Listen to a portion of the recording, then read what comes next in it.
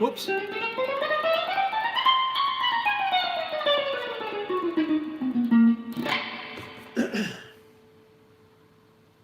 a little bit. There we go.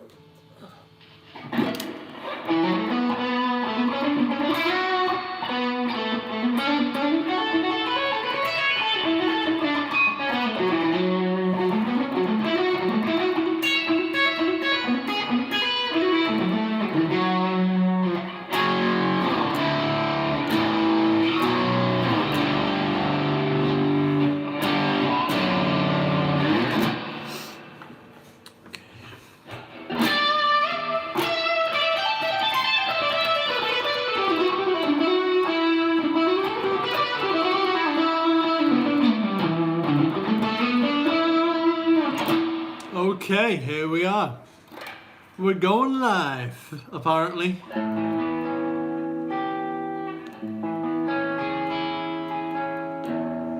What's going on, everyone? How are we doing? I'm Rob. It's Rob here from High Charity, obviously. We're doing our first ever live stream. We're gonna have some fun.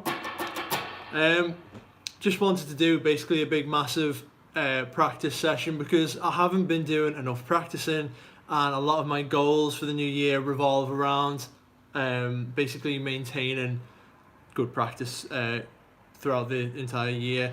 I want to try and do something like 7 hours a week if possible, if it's all possible. That would be really, really beneficial to me in the long run.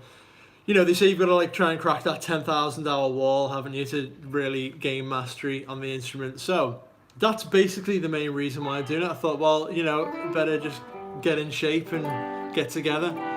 If anyone's there, could you just let me know how the audio is coming through here? I didn't really want to do it like this, to be honest with you. What I wanted to do was I wanted to use my mic through my interface so that it had really good audio quality, and then the visuals come through my phone. I'm sure there is a way to do that, but I'm not entirely sure how. So I guess I'll have to look into that. But if the audio is crap, especially on the guitar, just let me know.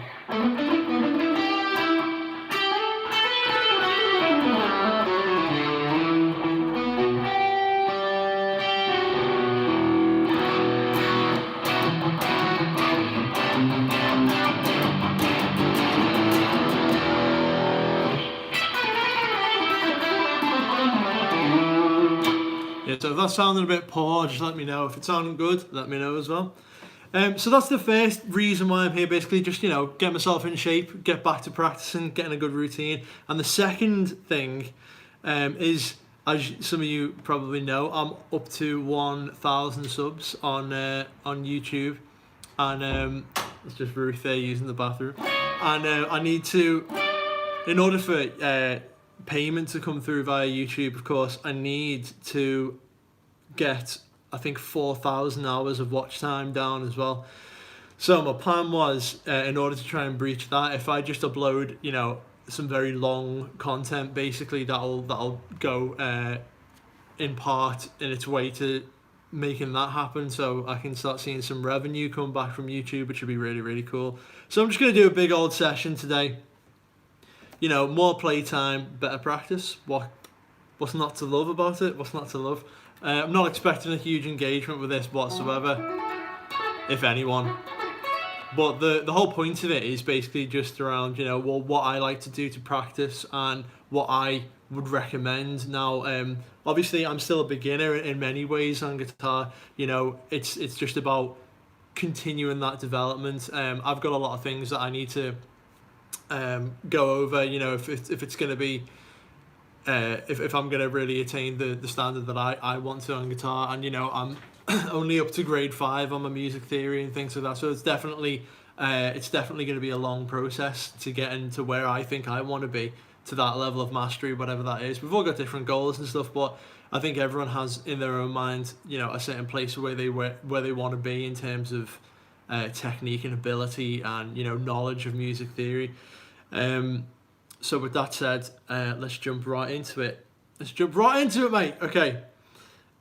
You guys can follow along at home with any of the stuff that I'm doing if you've got a guitar or if you've got an instrument, and we can go through some of the warm-ups and practice regimens that we like to incorporate here today. I was going to say something else then. Oh yeah.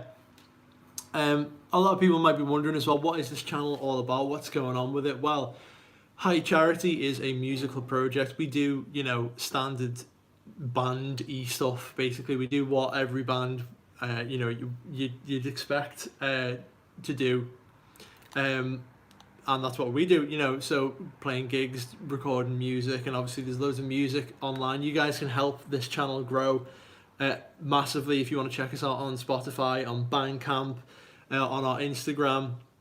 And also, I think it's high time for me to set up the dreaded TikTok as well at some point. That's going to be...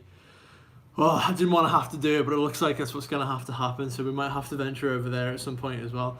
But yeah, you guys can check us out on Spotify. Just search High Charity on Spotify. You'd be doing us a massive favour listening there. If you're really feeling... you know, if you're really feeling... charitable, if you're really feeling that charity in you, then you can buy our 5-track EP on Bandcamp. That'd be great. That'd go a long way in helping us. So yeah, obviously, because I'm not what you'd call a pro on guitar by any stretch of the imagination, I'm not a professional musician. A lot of what I do today is probably going to be you know, it's more of a journey for me than anybody else, but you know, please do feel free to practice along at home. Let's get right into it then. So, oh yeah, sorry, just to finish off my last point there before I rambled on.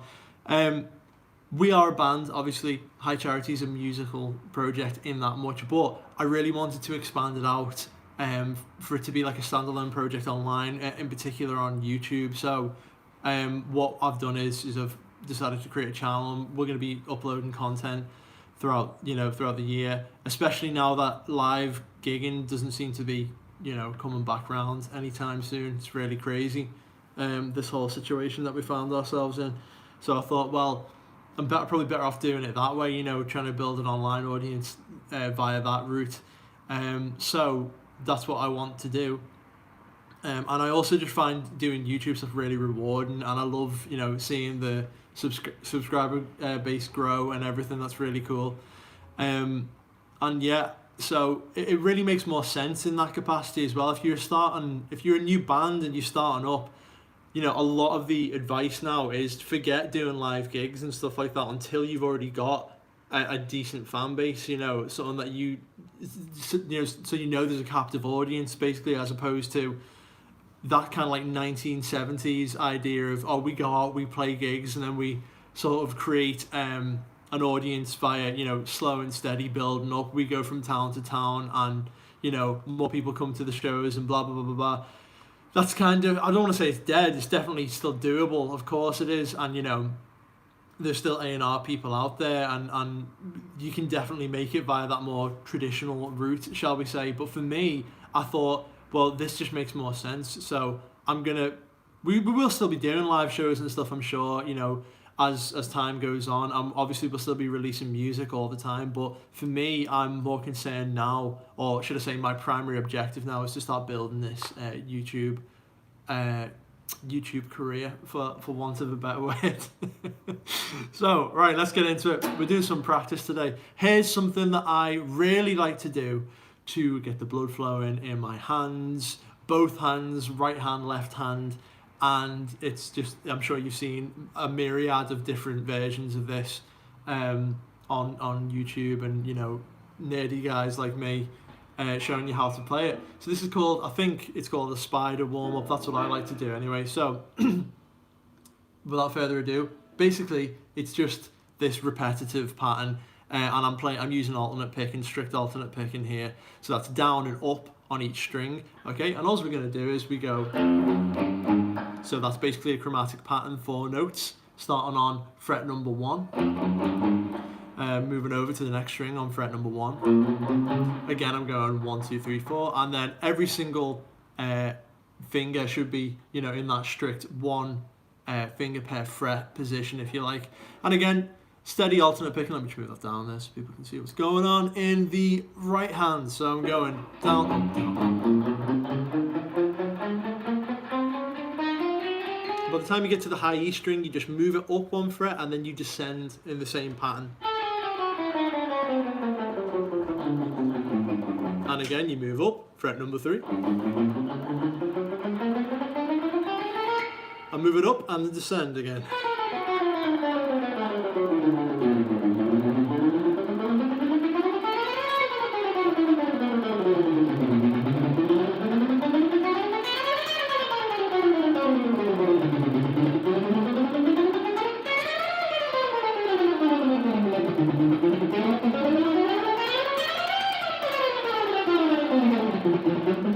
Whoops.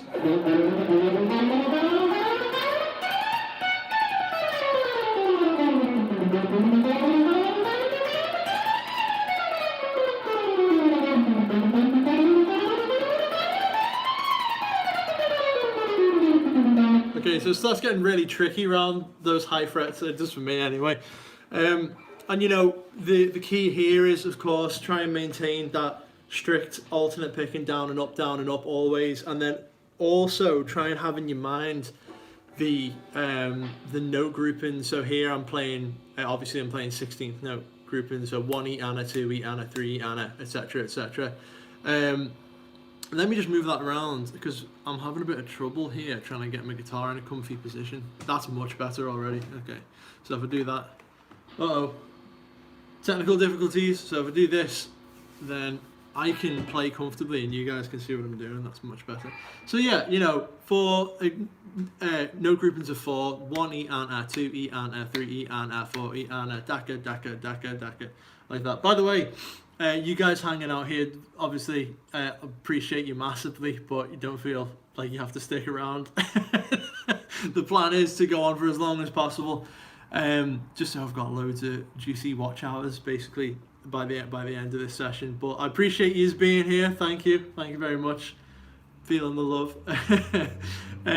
But yeah, that is the main objective for this live stream. I just want to get as much watch time in as possible, to help forward towards those ultimate goals of monetization on YouTube. That's the dream, isn't it? That's the dream. Yeah, so other things to note about that then, try and maintain clear note precision, you know, between each one. As you can tell, around about here, I start like blending the notes in a bit, you know, so you want to really make sure it's like nice and clear between each one.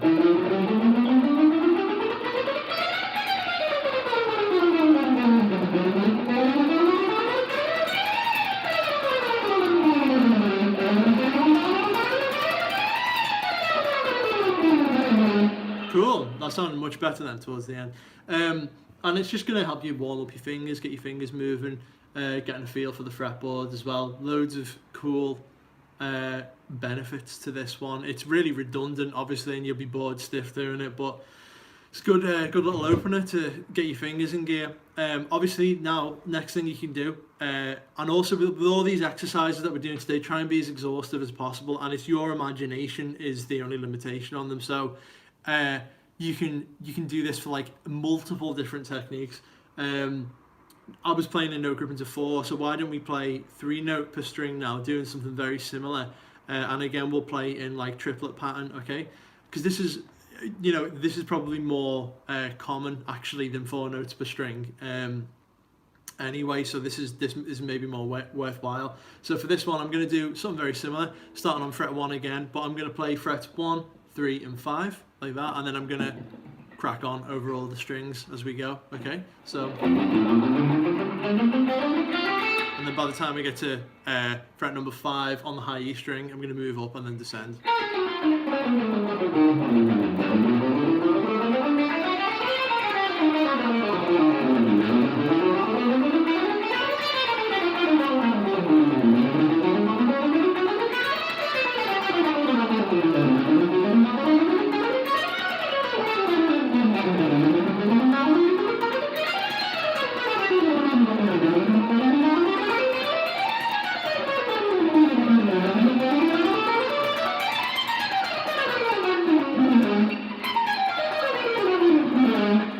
There without that cutaway, I'm like, ah! So a lot of nerds at this point might go, oh, that's not very good for your muscle memory, because all you're doing is you're training those patterns in that format, basically ascending, moving, shifting, descending, ascending, moving, shifting, etc. So what you can do is just mix it up. So whilst I was ascending on fret 1, now you can ascend on fret 2, and then you're going to descend on, well, what would be fret 7.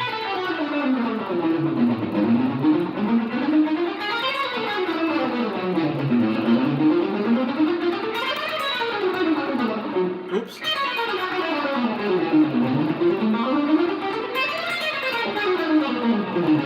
Now it's all very well and good, but what about this awkward combination of your pinky and your ring finger in conjunction with one another? Using these 3 fingers, which I was just using there, is probably the easiest combination of fingers, isn't it? Or one of the easiest. So why not mix it up again, and we'll try and do, that's one hell of a stretch. So I'm going fret 1, fret 4, and then fret 6.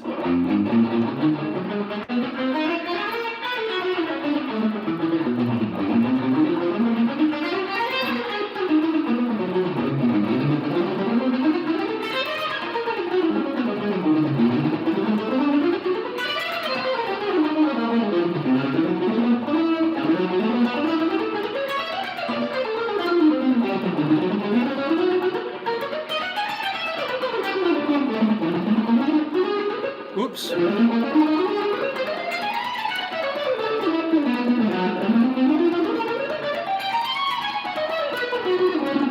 Cool. That's much harder.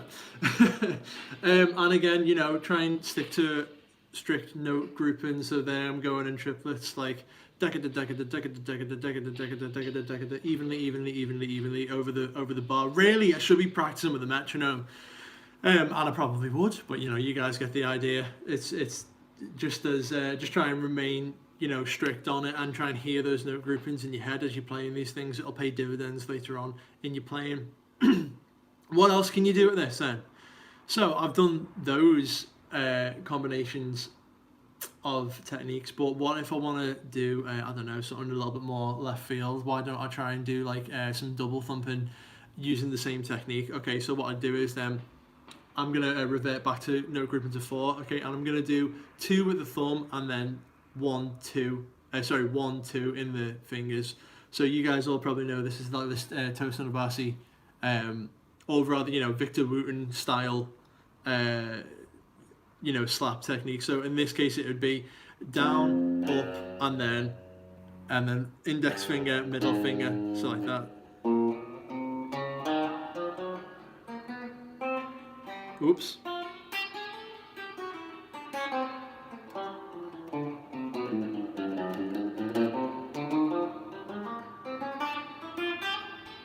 Well, as you can tell, I need a lot more practice on this one.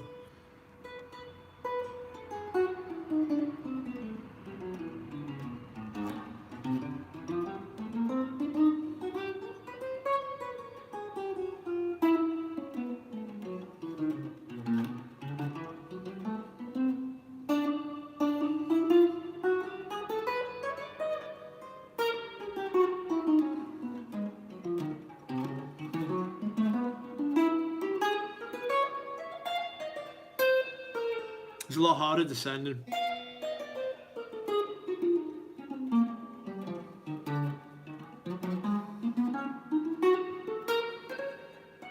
Oops.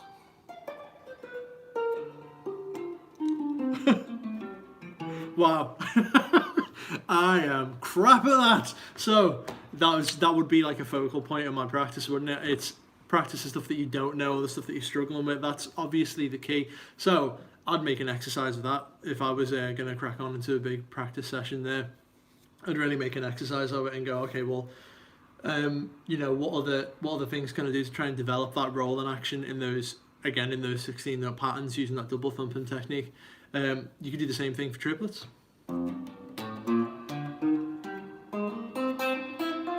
So again, I'm going there, I'm going 2 in the thumb and then 1 pluck with the index finger. That's down, up with the thumb, and then a pluck with the index finger.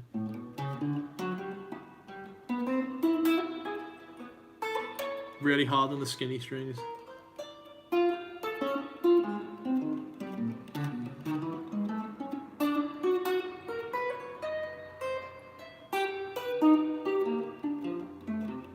Move that down a bit there so people can see what's going on.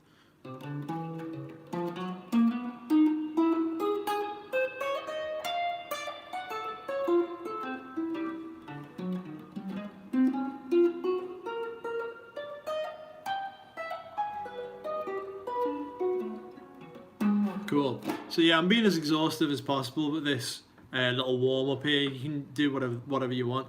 You know, you could even go as far as, if you wanted to, you could do like 4 in the right hand and then 4 in the left hand on the fretboard. So you could go like 1, 2, 3, 4 there, and then starting on the 13th fret. Whoop. This is not going to be pretty.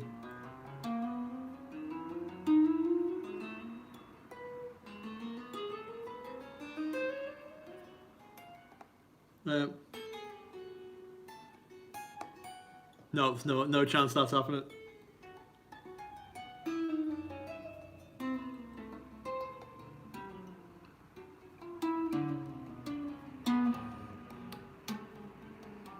Etc. etc. Very tricky. So, you know, with that one, my focus would be actually descending with the right hand. It wasn't too bad going up. He says. But descending is a lot harder because I've got to like individually tap each one. So again, that would be another focal point. What you're doing by being so exhaustive is you're finding like the weak spots in your playing here. These are just examples. Obviously, you know, you can use whatever technique that you are trying to work on at the time. It might be like hybrid picking for some people. So that would be like, don't know, maybe like an up and a down and an up stroke, and then pluck, pluck. So that would be, oh, like that. So what I'm doing there is I'm going down stroke, up stroke, and then I'm plucking with my middle finger, plucking with my ring finger. That's a cool exercise there.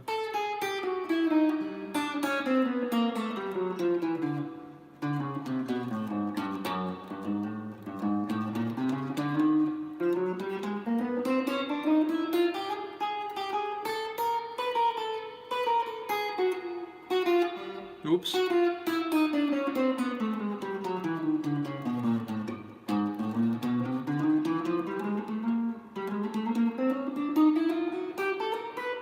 Sick. Another thing you can do if you wanted to, if you were playing on like an acoustic guitar and you had to just use strictly your fingers to interface with the instrument for like finger picking stuff, you could do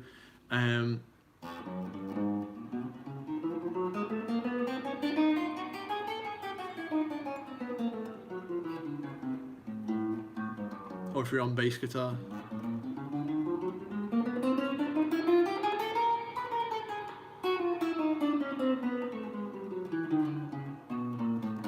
I switched halfway between then. Instead of using 2, I used 3 fingers, so.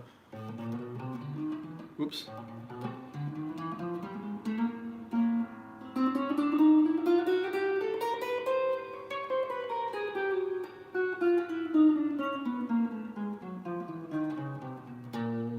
Cool. Hey Steve, what is that, man? Cool finger techniques. It's cool when you...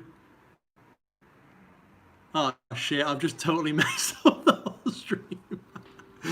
Oh, don't touch the phone. That's the key. Yeah, man, it is cool when you get these exercises down to a certain level of speed and you just get a certain level of fluidity on them. It's really, really fun. Glad you're liking the content. As I say, guys, don't worry about sticking around for any of this. If it gets boring, don't sweat it. It's all I'm doing is I'm just trying to build up my, overall watch time. I thought we'd have some fun. Why not bring in the new year like this? Is really, I enjoy this kind of stuff. I'm a super geek though on guitar, so that's probably why. Sick, man. So another thing that I would maybe have a little focus on, because I'm not really at the stage yet, as you can probably bloody well tell, on the instrument where like my technique is solidly down. Cheers, Steve, man. So by the way, if you guys got any more questions, just fire away. Let's have fun. Let's have a laugh while we're here. Why not? So something else that I would advise when you are practicing your stuff, to try and split your practice time into areas of development that you think needs work on. So for me, it wouldn't just be developing technique, it would also be developing things like my understanding of harmony and music theory and things. They are definitely things I need to work on. The reason why I'm not strictly focusing on that is because my ability on the instrument still isn't there yet, to have that general level of fluidity. So you've got to just, if you imagine it as like, 10 different water pots and you've got to fill each one evenly, that's the best way to think about it. So with that in mind, here's a cool Rick Graham hack that you can do to try and build up those fast speeds. So if we've got like, I don't want to blow everyone's ears off here, but if I like,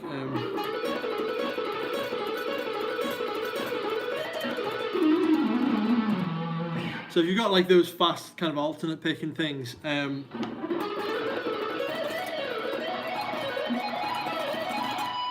you've got that kind of stuff going on, something that it's worthwhile interfacing with would be the changeover on the strings. Most guys and girls obviously can do this kind of stuff,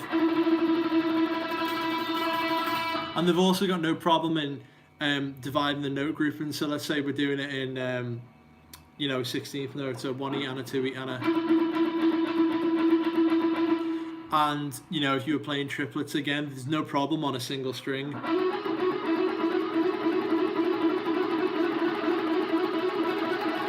The problem always is on that awkward changeover on the strings, right? So if I'm going like this, the pattern there that I did is down, up, down, and then up on the next string. Okay? Let's use it with the more awkward fingers.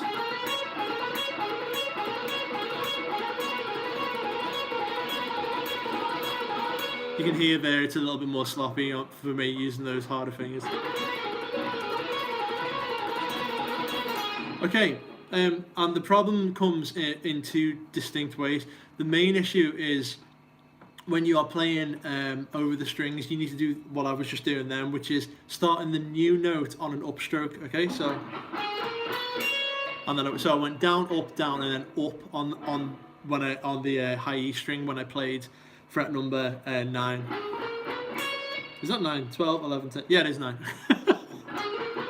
Okay, but what if I start it on an upstroke? So I go down, up, down, and then the new note on the next string starts with a downstroke instead of an upstroke. Well, you're going to have the same kind of issues developing because it's just awkward to play, and it takes a lot of muscle memory to try and get those shifts happening with a nice level of fluidity. So let's try that using an upstroke to start.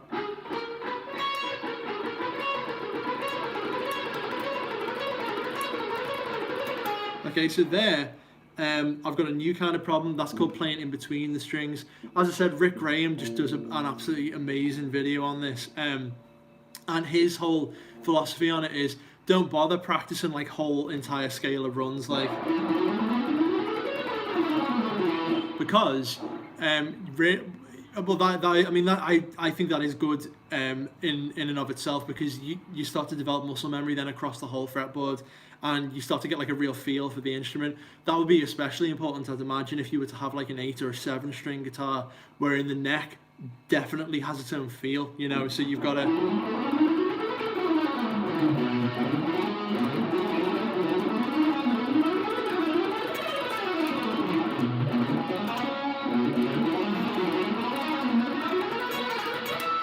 really try and feel out the instrument. But when trying to access those across the string kind of licks and stuff, the main problem becomes, you know, as we identified just before, the crossing over of the strings. So down, up, down, up, down, up, down, up, down, up, down, up. If I start on an upstroke, it'd be up, down, down. So what Rick Graham says to do is, if you play in between the strings, but just on the bastard notes, on the ones that cross over. Okay, so for example, if I'm playing that little run that I was doing before, so I was going fret 9, fret 10, fret 12, and then again on fret 9 on the high E string. I'd focus on these two notes. So that's fret 12 on the B string and then fret 10 on the E string, right? So I'm just going to do those, and basically my picking pattern is now outside of the strings. So I'm going on a downstroke first, okay, and then skipping over these two strings like this, and then I'm going on an upstroke on the 9th fret. And you can see there where my picking hand is outside the strings, right? And he says practice those in different patterns. I think on the video that he does, it's like practice them in like those kind of quick bursts. So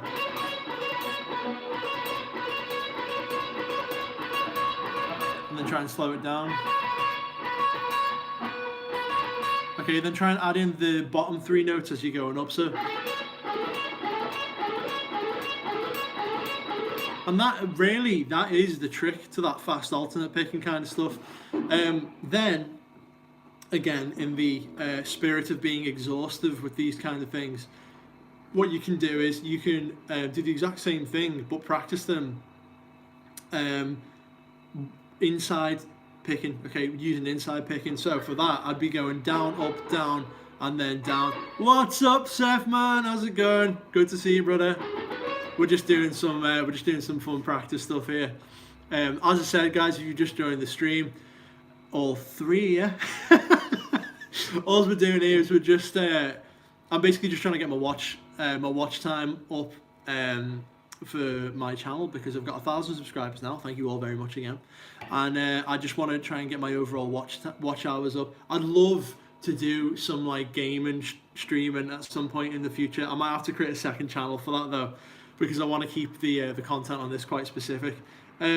So if you just join us, we're just talking about this Rick Graham trick wherein you play either in between the strings, yeah, or on the outside of the strings. So by boiling it down, you can literally see if I'm playing fret 12 here and fret 9 on the high E string, yeah. That's the killer action. So that's what you want to practice. So you want to go a downstroke, skip over the strings, and then hit the high E string with an upstroke.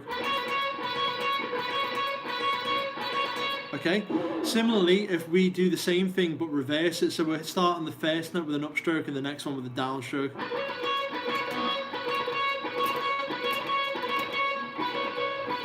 That's much harder for me.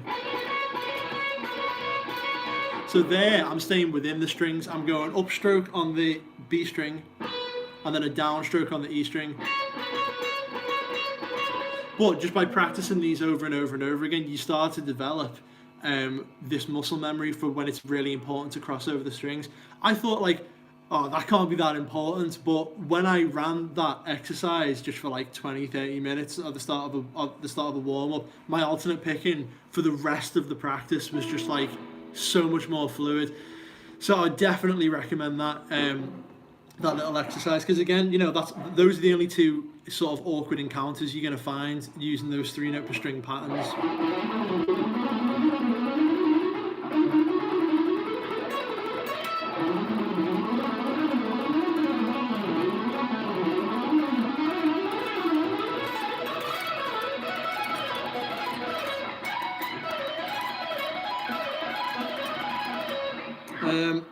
And you can just keep it to 2 strings as well, so.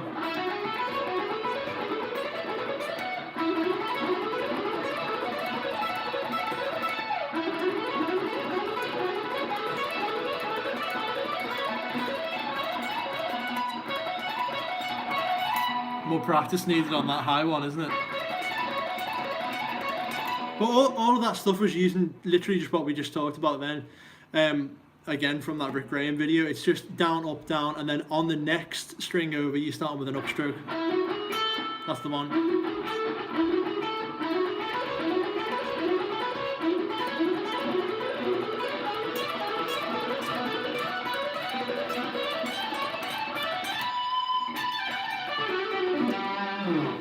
Etc, etc. Cool.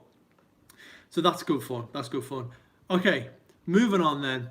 Moving on. Hope you guys are all doing good out there. Thanks very much for staying with this crazy stream. By the way, I don't think anyone would be watching, so thanks very much for coming on, you guys.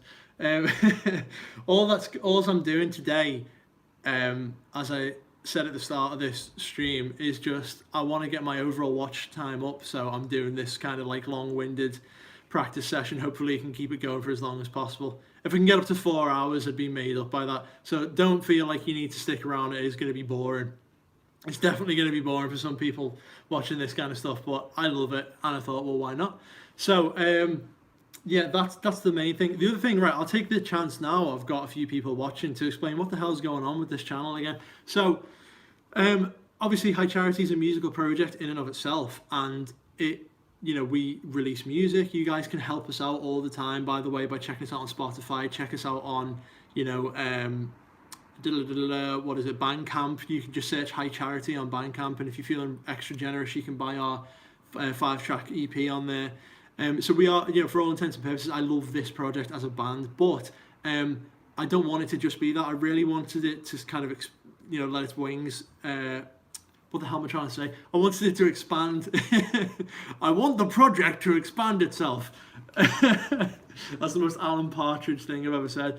And I wanted it to become like its own entity via YouTube. So that's, hence all of the wacky content and stuff that's coming, and I've got loads more of that to come soon.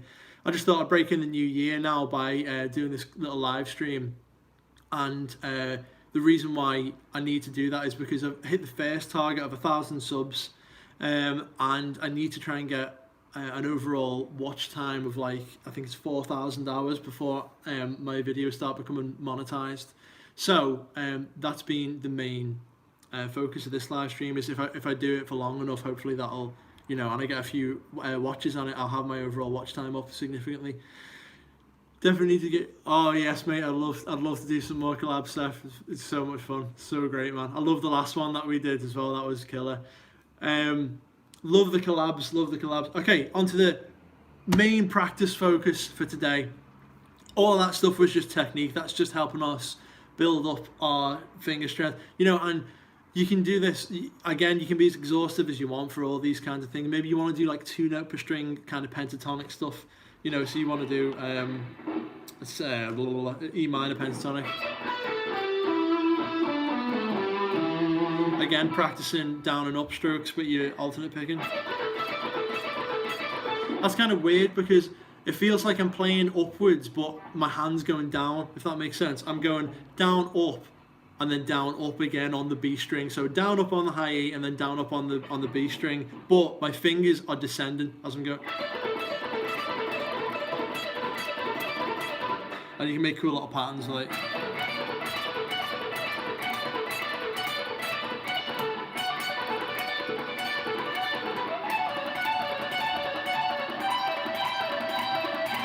Okay, I changed my technique there, so I'm lying to you. I'm a filthy liar. Basically, here's what's going on there. This is a little sidetrack thing that I'm doing here. So instead of basically playing strict alternate picking there, which you definitely can do.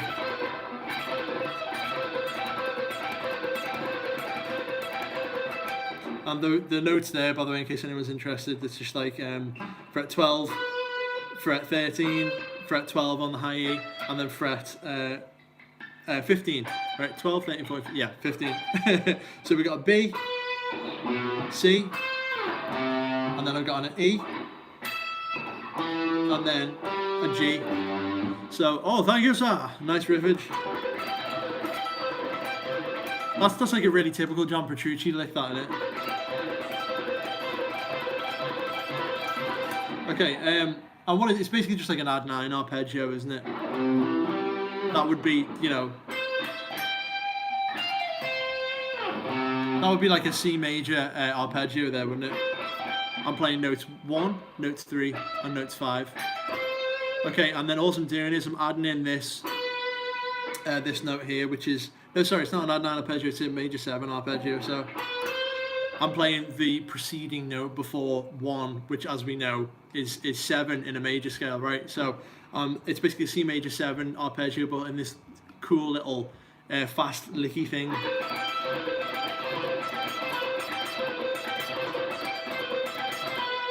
Okay, so you can practice that going hardcore mode, wherein you pick every single note, or this little cheat version, which is, I'm gonna try and play it and then try and describe it, so that I'm not really picking every single note. I'm making use of a hammer-on and a pull-off on the high E string there. So I'm going down, up, down, right? But here I'm gonna go. So I'll play that once, hammer on, and then pull off. Okay, and then I go up, down again.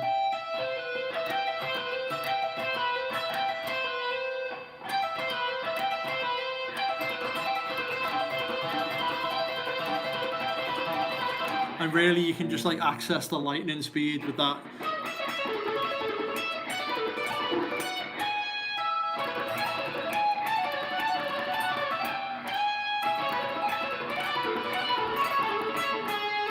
Okay, make that even harder again in the spirit of being exhaustive in your practice. You can do that over 3 different strings, so you can go. So there I've basically descended a 3rd string lower. Imagine we were playing over an A minor, a minor 7 chord there. Okay, and I'm just descending that. That's how I think of it anyway. Obviously, it's situational, but if you were playing over something like that, then you go.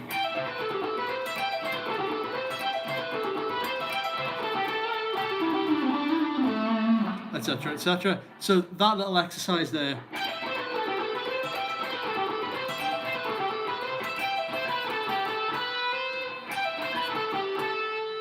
I'm using economy picking there, so that's a new technique that we haven't spoken about today, which we should have. That's my fault, being a total tit from before. But basically, I'm going down, up, down.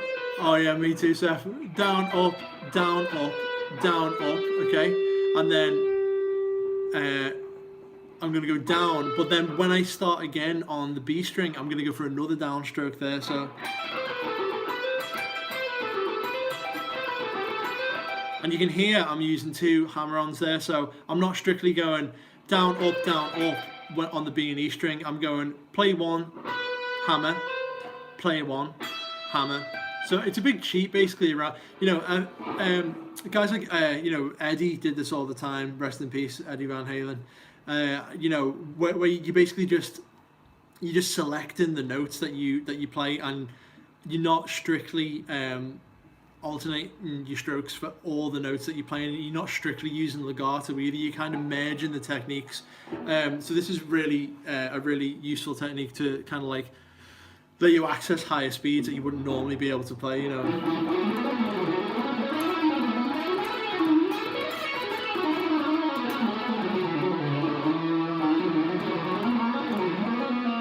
So I'm basically like, imagine I was just hammering on and pulling off using legato for that.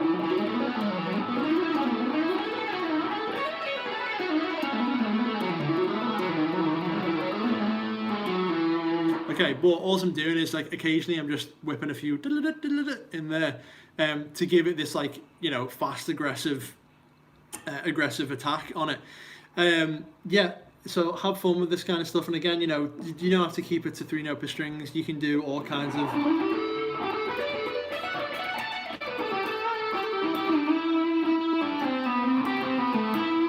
You can do all kinds of stuff with it. Obviously, you can use like 2 note pentatonic things, 3 note pentatonic things.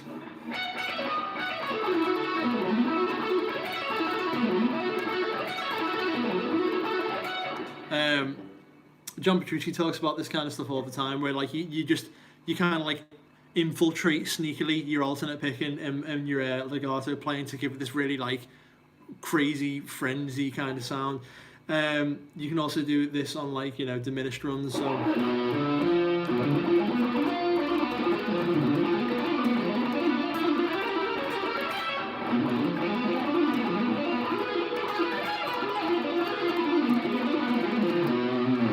etc, etc. Have fun with it, and you know, expand it out. Don't just stick to the stuff that we're talking about today. You can use this stuff on all kinds of things, and I encourage you to do so.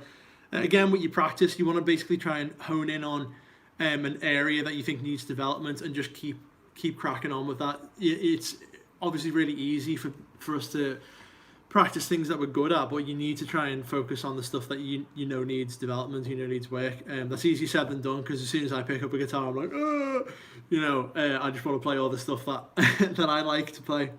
But you shouldn't. You should try and maintain that good, strict, you know, practice mentality. With that in mind, I want to turn on to the main focus of today's practice session, if you please, if you will. So what we're going to do here is I'm basically going to try and play through all the keys. So I'm going to go around the circle of fifths. So I'm going to go around each single one, starting from C, going around all the sharp keys, and then all of the flat keys, okay? And I think the way, well, first of all, the reason why this is so beneficial is because you get used to like switching gear, you know what I mean, really quickly. And this would be useful for playing over like kind of like jazz or fusion progressions where it's not diatonic to one key. These things move around, you know, they might use 2 or 3, 4 keys, they might just keep switching between them. And it's really good, you know, for learning the fretboard quickly. So I forget his name now, but God damn it, was it Ross? All these ideas are basically just like little elements of other guys' ideas that I've nicked and compiled. He was in a video with Jack Gardner recently. I forget his name. It'll come back to me. I'll put it in the comments if I remember. But his whole approach to it was basically isolating one part of the fretboard and seeing if you can switch effectively between different keys at that part of the fretboard. So, for example, if we're in C, okay.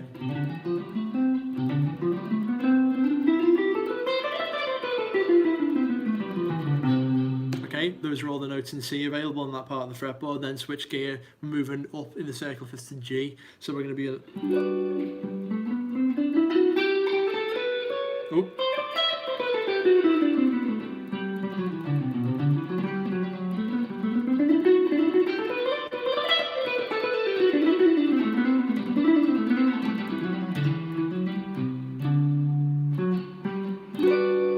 cool, and then switch it up a gear. Let's go on to D major.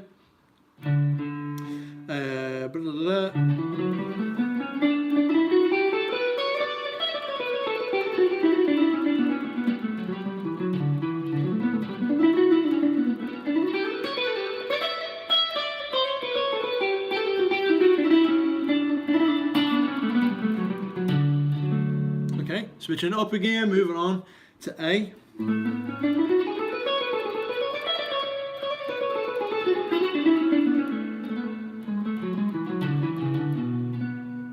There we are. By the way, I'm not trying to by any means suggest that I've mastered all these things. I definitely need to work on all of this stuff myself. That's why I'm doing it, because I thought, well, you know, I'll put my money where my mouth is and I'll just go on live, and if I screw up, I screw up, and you know, it's all part of the journey, isn't it? Who cares? And we're just racking up watch time anyway, so who gives a crap?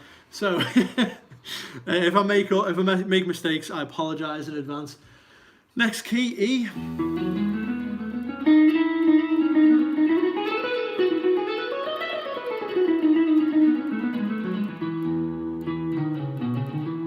Okay, and another thing that is interesting to note here is I'm not just like stopping at E and then, you know, in the octaves. I'm not going, oh well, there's E and there's E, so I'll just go up to there. you know, it's important to acknowledge that a scale is a formula for notes as opposed to just, oh, well, it starts at E and it ends at E.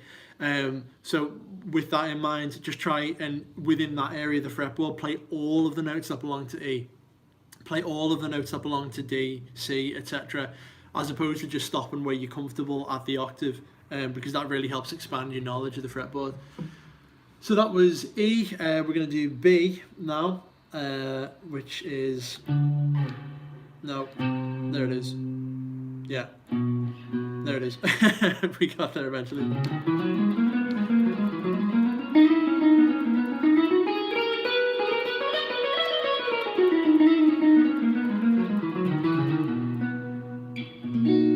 Lovely stuff. Okay, cool. Now, I think the guy in the video, whose name I cannot remember for some reason, unfortunately, that's so bad because I've mentioned everybody else, but he's a Scottish dude. If anyone knows his name, have at it in the comments, because I cannot remember it. He's a great player, but he's even more strict than me here. Basically, he doesn't even shift position like by 1 fret. He is strict on it, so he's like, it is just these frets, and we are playing just the notes available to that scale in that fret. I'm taking more liberties here, but really I suppose I should be doing that. So once you've done this and you've gone through all of the keys, then you want to move it up to a different part of the fretboard and then play this, you know, using the same thing there, and so on and so forth. So I've done a little backing track here. Let's see if I can get this up and get this working. I don't want that one, I want this one, wherein I play through all the keys. Okay, so it's going to sound like ass, but you know, it doesn't matter, does it? It's just for the purposes of practicing. So there we go. Oh no, Cubase has had an absolute nightmare and has freaked out on me. Of course, why wouldn't it? Oh no!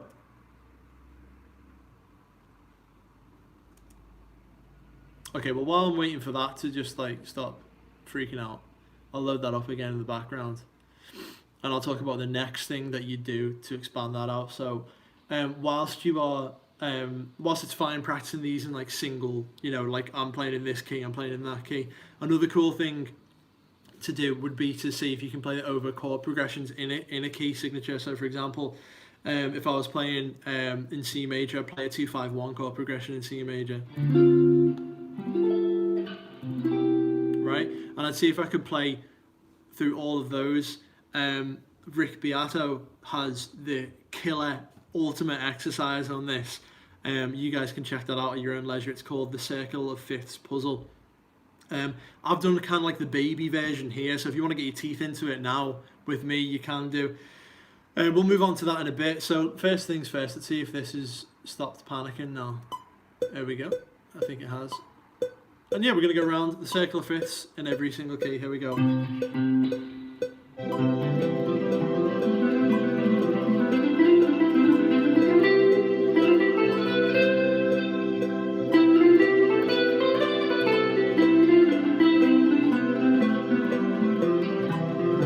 Okay, G.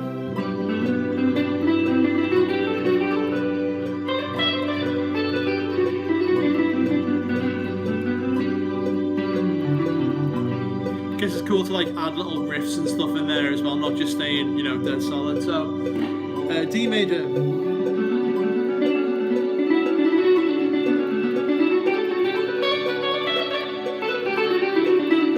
Oh. Okay. A major, here we go.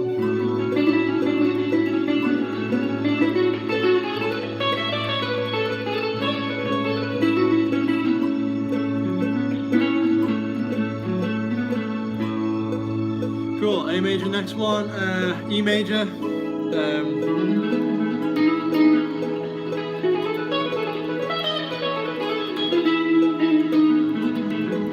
Cool, okay, next one, B major, right? Yeah, B major, so, right.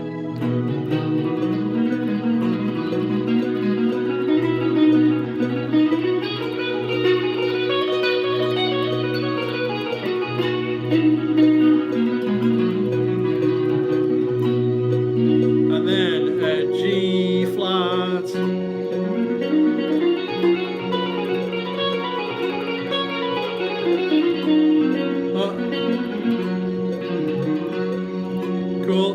D flat. Brain work.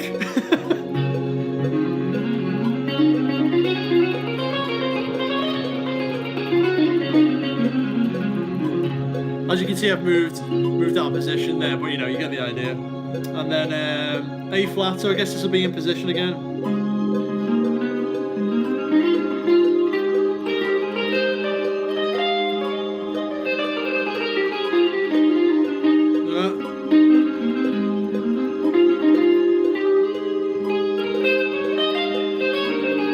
E flat.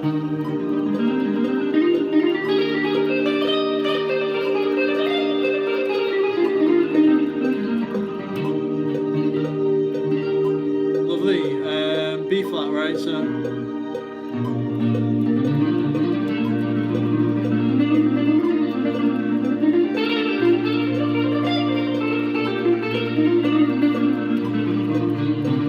okay,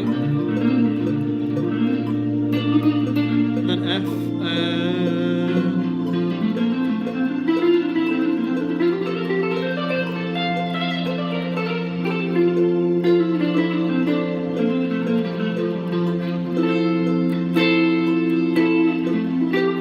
C again.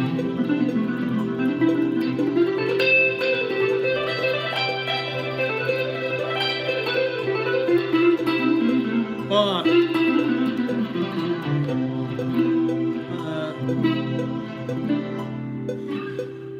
And there you have it. So that's all the keys there. Obviously, I'm dead ropey on the flat keys there. I was just playing random shit. For some of them. Yes, thank you very much, Mr. Glenn. Oh yes. So there we are. So that's a cool little exercise to do. Now this is like part 2 of the same exercise, wherein it's a bit trickier because you're going to play over a 2-5-1 in each key, as opposed to just like all that was happening there in the backing track. It was just like C major, go bang, G, D, A, etc.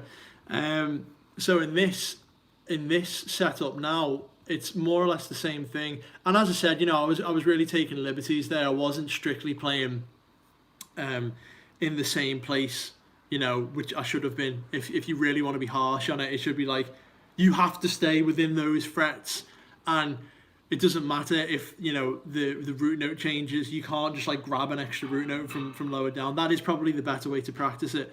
But for me, I was just like, whatever. For now, that'll do. And that's how you refine your practice process, you see. So, you know, next time I will try and be even stricter again. We are 57 minutes. We're coming up for an hour here, and we have 6 people watching. You guys are the best, man. Love yous. If you're watching it, I love you. Wherever you are. People are going to be sick of me talking about this. So what's actually going on with this live stream? Well, I'll tell you now. Basically, I just wanted to increase my overall watch time on YouTube, because we've managed to get 5 thanks Seth. We managed to get 1,000 subscribers, so thanks to you guys for making that happen. And you know, the next big landmark that YouTube says I have to hit is 4,000 hours of watch time. So I thought I'll just bang out a big massive live stream.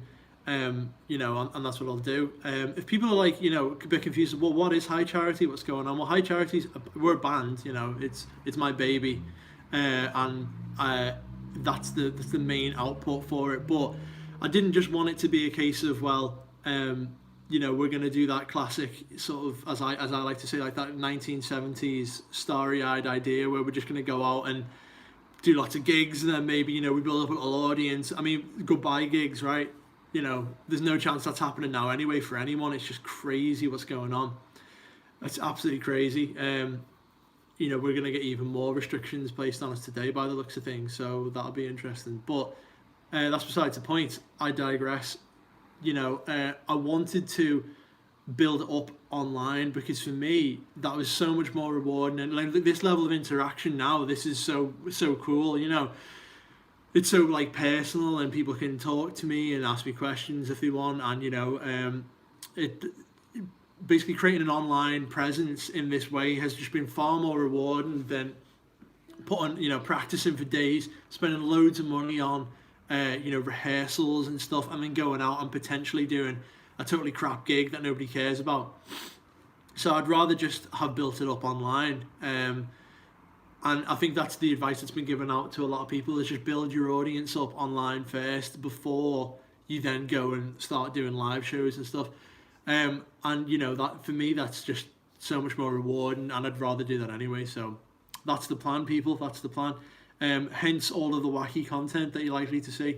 Kind of content that I'll be uploading, just generally, it'll be like something musical, obviously, something to do with high charity. So, you know, if I've got like a new song idea, which I do actually, I'll show you in a minute. I'll show you on the live stream in a sec, because I did it last night and I thought, oh, that's cool. I'll show everyone tomorrow. So it'll be one of those two types of content. It'll probably be, you know, something funny or daft, because I like doing that kind of stuff anyway. Or maybe, you know, something educational. I don't pretend to be a professional by any stretch of the imagination. I'm still very much, you know, on my journey as a musician. I'm learning things all the time and I'm getting better. Hence this live stream, because I just wanted to, you know, make it so that I was getting my practice in and I was kicking myself up the arse to keep on with it. And, you know, it's just a great way to start the new year. So, anyway, with that all out the way, the next phase of practicing through all 12 keys, right? What we're going to do now is we're going to play over a 2-5-1 progression. Some of you guys out there, I know Seth definitely, will know what this is, but for those of you guys who don't know what this is, I'll just talk through very quickly. So whenever we're in a given key signature, for example, we're in C major, right? Okay. The way I like to think of it anyway is like this scale of C has a bunch of nodes on it, right? We've got C, D, E, F, G, A, B, and then C again. Okay, now on each one of those nodes on the scale, there is not only a note associated with it, but there is also a chord associated with that note, okay? So, and that sounds like this. It sounds like chord number 1 in C major is C major, right? Chord number 2 is going to be D minor. Chord number 3 is also a minor chord, going to be E minor. Chord number 4 is always a major chord, it's going to be F major. Chord number 5 is a bit of a weird one. It's what we call a dominant chord, okay? Don't worry about that for now. So it would be G7 is what we'd call it, or just G major. That's what that sounds like. It's got that kind of like, for me that always sounds like a bit, dominant chords always sound a bit like quirky, you know, they always sound a bit like, hey, how's it going? I'm going insane. Obviously, I've been doing this for too long now. Right. Chord number 6 is always a minor chord, and that's going to be A minor. Yeah, that's, you know, those are the main chords. Then the next chord, which is kind of like the odd one out. This is because it's built off a different mode in the scale, which I'll get to in a sec. It's a half diminished chord. Okay, and that would be B half diminished. Alright? And then, Diatonic Harmony 101, Seth knows what's up. In fact, Seth did a whole live stream about this not too long ago. That was cool. That was really killer. And then you're back home again on C, right? Okay, so the jazz guys decided, well, we don't want that. We want to make it more interesting again. So they involve what's known as upper extensions on the chords, okay? So they'd make this C major 7. They'd make that D minor 7. They'd make that E minor 7, and so on and so forth. That's your 7th chord there, or your dominant sound. Okay, A minor 7, and then you've got B half diminished, and then you're home again to C. Okay, cool. I don't know why I played that all up ascending, but I just did. Obviously, you probably want to try and play that over a few things. So the reason why I'm talking about this is because there are standard chord progressions that I used a lot in pop music. Seth is probably bored out of his mind hearing me talk about this now, because it's just so basic for him. But anyway, one common chord progression used in jazz a lot is called the 2-5-1 progression. Okay, this is used in like Autumn Leaves.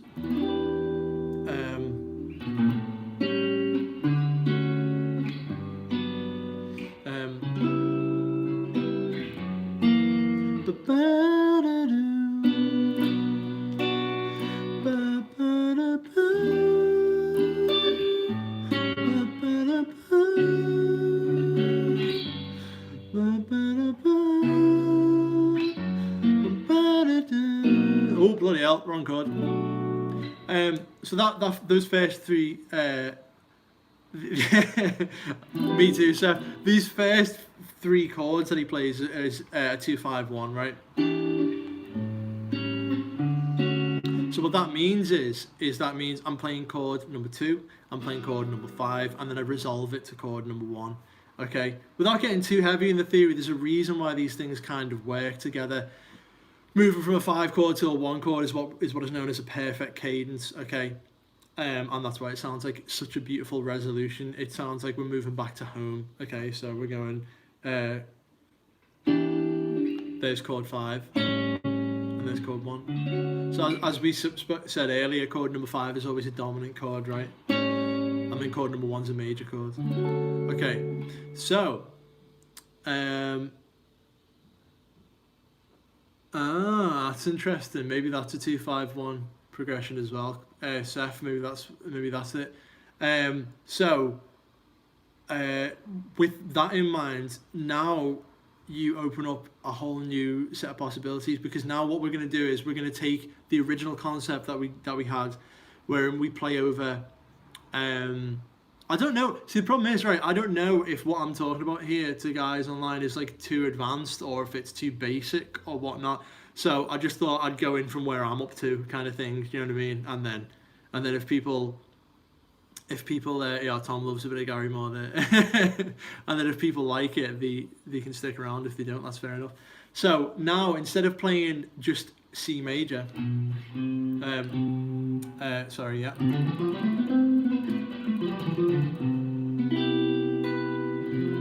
Joey Bernix, you are not too basic. You are not too basic at all.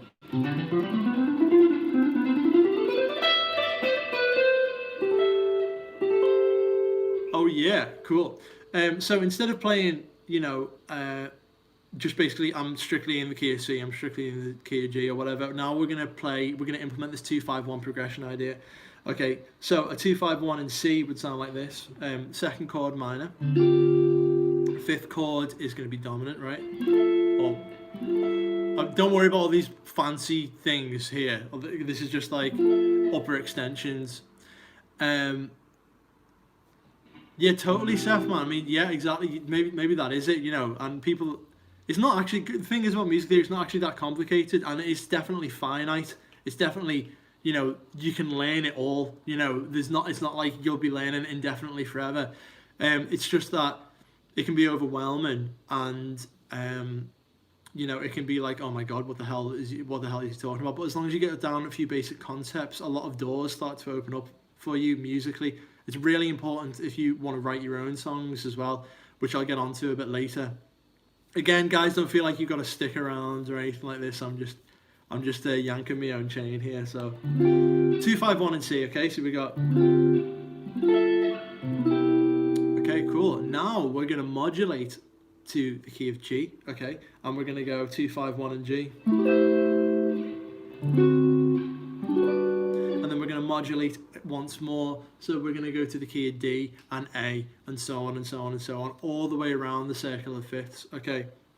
Now, initially when I was trying to plan this last night, I was like, how the fuck am I going to play through all of these? How am I going to do it? It's really challenging. And again, Rick Beato's got a really great video called the Circle of Fifths Puzzle. Okay. I didn't catch that comment. Sorry, whoever was that? Joe who posted that? I didn't see that. Post it again so I can see it again. But there's basically a little cheat method to cycle through these, which I'll show you now. So, for example, if we're starting in C, Joe Bernix, message retracted. We're going to start using a minor 7 arpeggio, okay, for the first one. Okay, and then by the time we get here, okay, and then, oh, look at that, isn't that interesting? I've just landed on the root note. Like anything, it takes commitment and practice to properly understand it. Yeah, too right, dude, absolutely, there's no question about it, man. But not as much as you might think. I think it sounds, it's like, whereas like, I don't know, I'm trying to think of a good parallel, but learning like, obviously for music, you learn forever and you'll keep getting better until you're dead, basically. But for certain things like, I don't know, linguistics, imagine how many languages there are to learn, you know, that's like, I'd say trying to learn like 4 or 5 languages is like way more daunting of a task than learning probably everything that there is to know, or at least most of the concepts in music theory. So it's worth knowing, especially if you want to, you know, write your own stuff, or you want to communicate more effectively with other. So for example, now if me and Seth have a jam or whatever, you know, and Seth's like, oh Rob, we're in such and such a key, and then we're going to modulate to this key, and you know, it's in a 7/4 time. So I can process the information, probably not very quickly, but I can eventually get there, and then, you know, we'll be able to more effectively play together. So that's the other major benefit of music theory, I think. Anyway, so you start on chord 2, right, which is your minor 7 arpeggio, and then you land here conveniently, which is the root note of chord number 5. Okay, and then I end on home on C major, which is cool. So that would be chord 2, which is going to be D minor, and then I run chord number 5, getting that juicy dominant 7 sound in there. Or that's what I do to resolve it back home. So chord 2, chord 5, and then resolve to home. Sweet. So now it's nowhere near as daunting. That's all very well and good, but now what you do to modulate to the next key? Well, what you do is you move it up, basically 3 frets.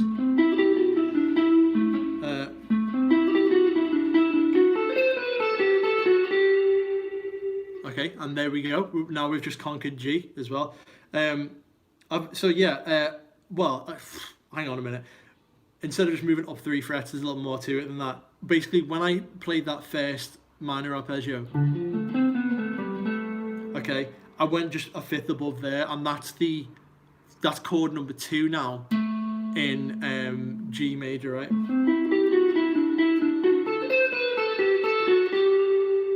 Because I'm gonna go and then resolve to G major. Okay, what do you do for the next one, Rob? No problem, because when we're moving over to chord, when we're moving over to the 3rd key, which is going to be the key of D major, I resolve it down.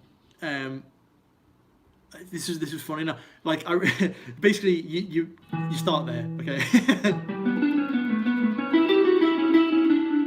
You just move it down from your original starting position by a 4th, because if you move it like that, that is the 5th, but an octave lower kind of thing. So the pattern now looks like this, okay? C major starting on chord 2, chord 5, home, okay? Modulating up to G, home, D, chord 2, chord 5, and then home, D major, okay? And then I move up by a 5th, and I start the whole thing all over again. So let's take the plunge. Let's see how bloody proficient I am at this nonsense, and we'll try and do the whole thing. So we're going to try and work through every single key. By the time you get up to like these kind of frets, you might just want to move it right back down again and do it on the lower octave, so you can start all over again. That's what I'm going to do anyway, trust me. Okay, 1, 2, 1, 2, 3, and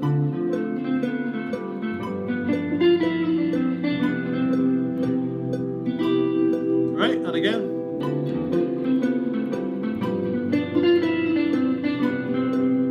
Sweet. Okay, modulating up, there we go, G. We'll try that one again, shall we? That was bollocks.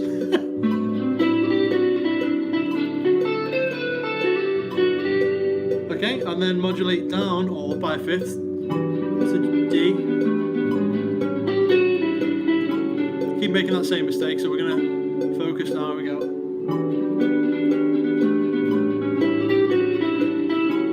Very nice. lovely. Okay, move up to A.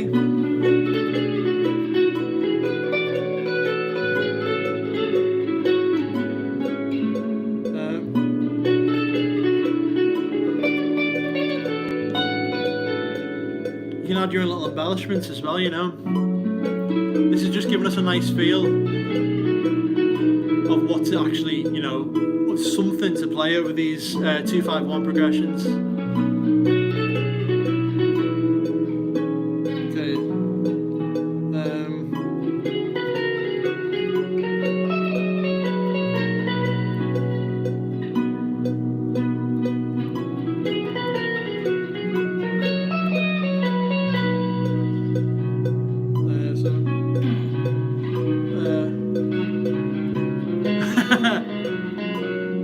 Okay.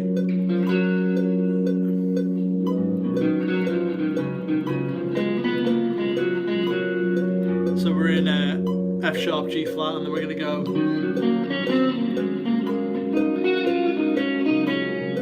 moving up to D flat now, yeah. Chord 2 and D flat, chord 5, and then resolved, D major, okay. A flat now.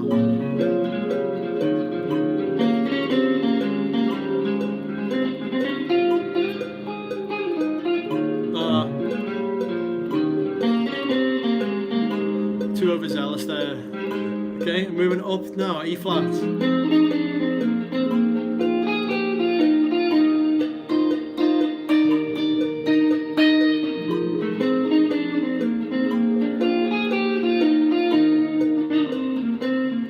Oh, and B flat.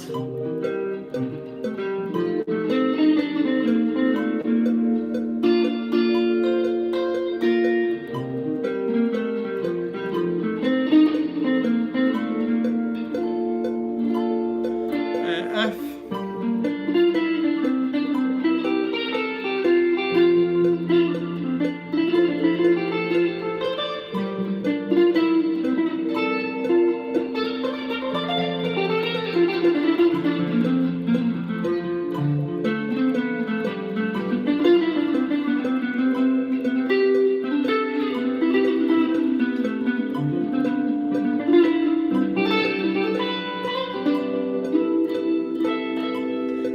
C major.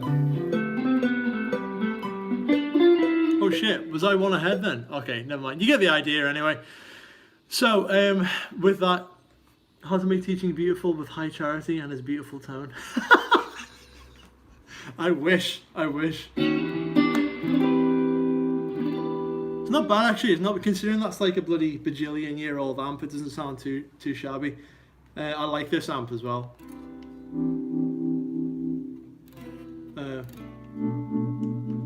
Cool.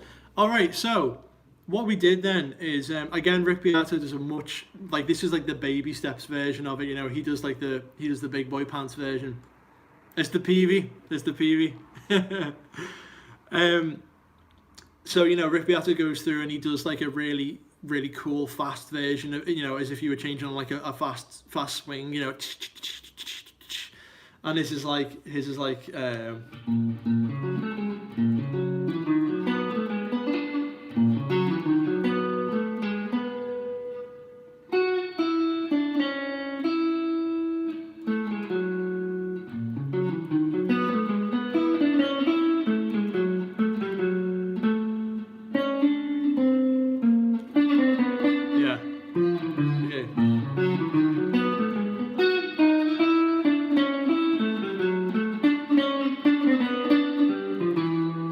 basically he does the same thing. He like switches through all the keys, you know, using like a diatonic progression, so like 2-5-1 on each key, but very, very quickly. This is basically just a baby steps version of that. But you can see there, just by moving the shapes about, there's a certain level of symmetry that's created on the neck. When I switched down below there, I was just basically changing it into a different octave. Just for the sake of ease, basically. You don't have to do that. You can literally just carry going on all the way up until you run out of frets. So yeah, again, that basic method is, if we're in C major, okay, we're going to play a 2-5-1 in C major, so chord 2, chord 5, chord 1, Okay, I'm going to go starting on chord number 2 for the D minor 7. Okay, and then I'm going to go chord number 5, which is G7, and then resolve to home, resolve to C major. Okay, then it modulates up, doesn't it? It goes up to your next key, G major, and again we start on chord 2 there, so we're going to start on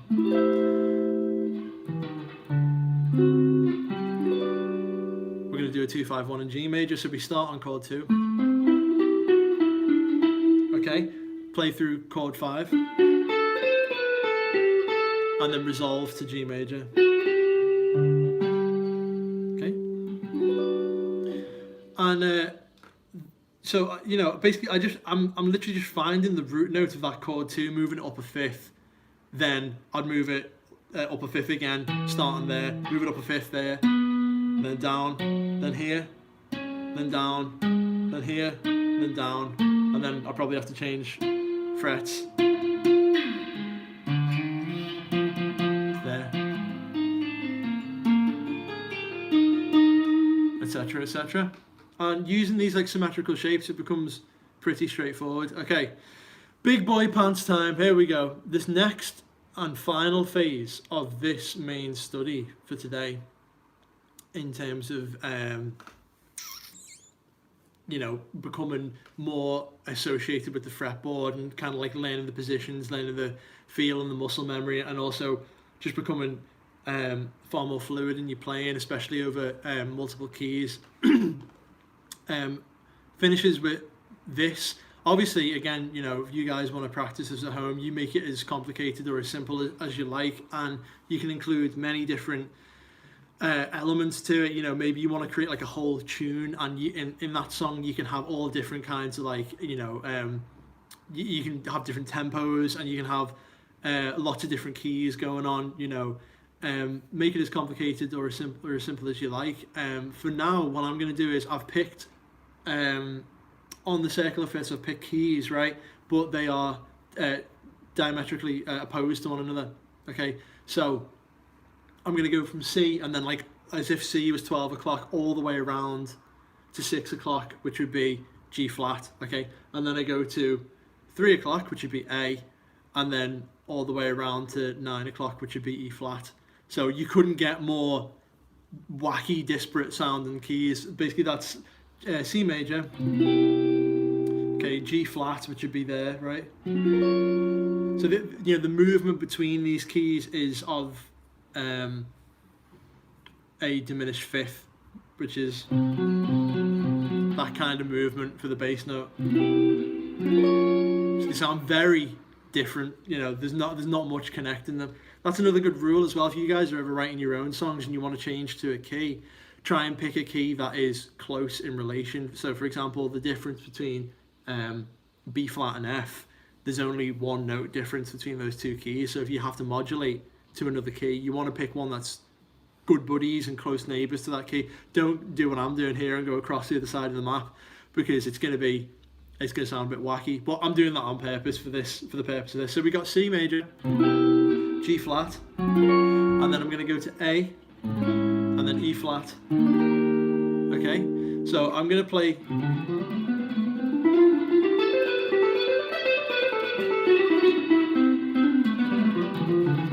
C major, and then I'm going to change gear, playing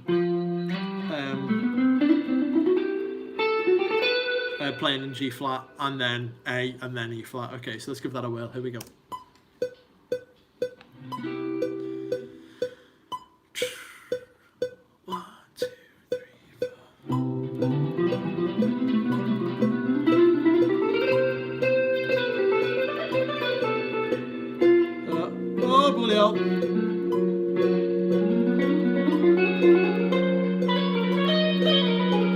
And then A flat, right, A major.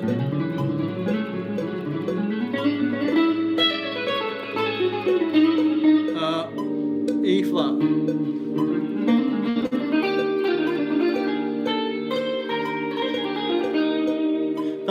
bloody awful.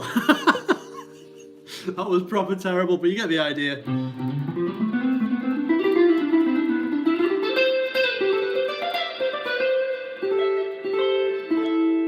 Okay, then G flat, which would be.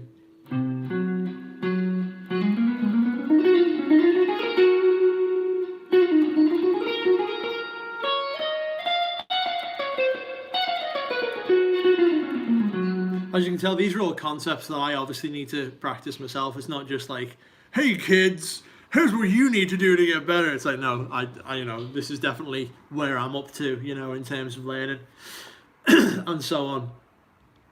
Okay, now we're going to try the final piece of the puzzle here. So, same deal again, but using 2-5-1 in each progression. So again, we've got C. These are quite exhaustive exercises. You might be like, bloody hell again, but this is how, you know, you really drain the last few drips of experience in your practice, basically by going, okay, well, how from how many different angles can we attack the same problem? So I'm doing the same thing again. I'm gonna go C, and then I'm gonna go G flat, and then I'm gonna go A, so, and then I'm gonna go E flat, E flat. Okay, 2-5-1 in each progression. So now this is just a case of using the puzzle thing that I was doing before. Again, thanks to Beato for that, for these awesome ideas. And so many guys online, man, who just throw out like constant, you know, high quality content for people like me to learn from, and it's just so good. You know, it's free, highest possible level tuition from these people who've attended like Berkeley and stuff, and I'm just there at home like, oh, soaking it all up. So again, this is just a case of implementing this little puzzle piece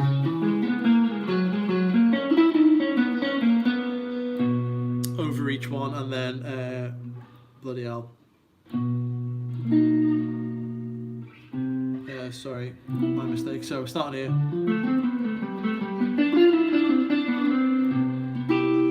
So I just went chord 1, chord 2, chord 5, chord 1, and then I'm going to do the same thing here.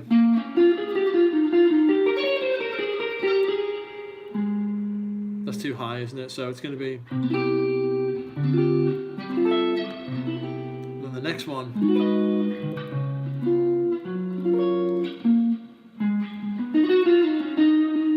So where we started here.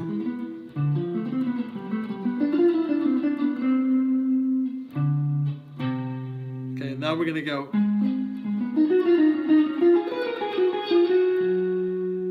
So again, where I started on chord 2 here to play B minor 7 arpeggio, I'm going to have to shift it up by that diminished fifth interval there.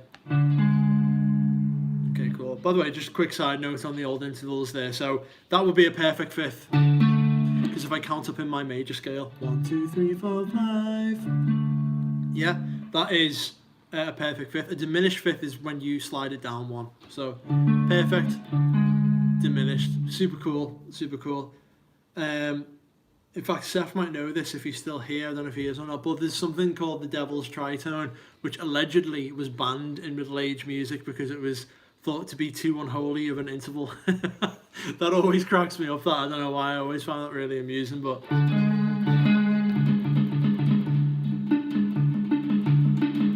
I think that's it, isn't it? Oh no, hang on. Yeah, that's it.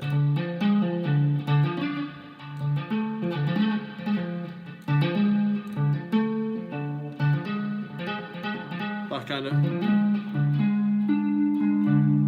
Yeah, sweet. So yeah, flat 5. Augmented or augmented fourth, right? Depends from what angle you're coming from that on. So now the key is to try and then. So actually, this is probably easier than the other puzzle before, because all I've got to remember is wherever I started my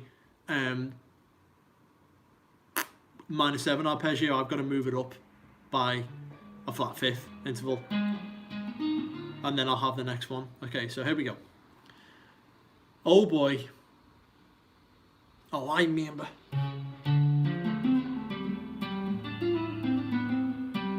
Okay. Oh God, here we go.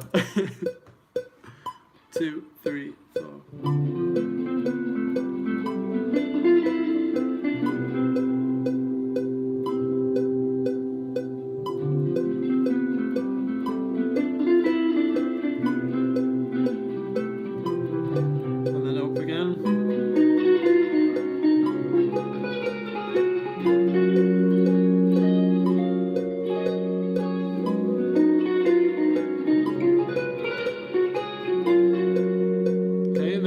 So we start on chord 2.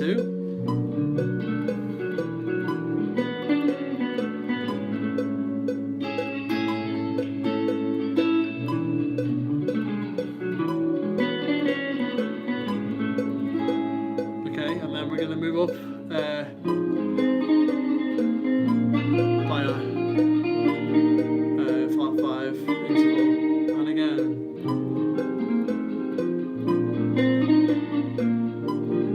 I totally messed that up. There we go. Should have been there. Lovely. And so on and so forth. You can do that for like all different kinds of changes, and that'll help you loads. Imagine if you're playing over like, you know, something that's a bit tricky, like giant steps or something. You know, where you've got to change gears really quick. So this is where I'm up to in my practice now, is like how fluid and how many, you know, different weapons in my arsenal can I bring whenever there are quite quick changes involved and stuff like that. And you know, is it more than just a case of seeing patterns on the fretboard? Can I apply theory and apply, you know, the feeling of different intervals in there and stuff? So you know, that's where this is a great jumping off point for a lot of guys and girls who want to you know, get better at this kind of stuff. And the last thing I was going to say on that is, you know, I'm just using 2-5-1 progressions here. You can use whatever progressions you want. Just be as exhaustive as possible whenever you're doing your guitar workouts. Oakley dokley! Right, what are we doing now? What are we doing now in the madness? I don't know, is the answer to that question. I don't know.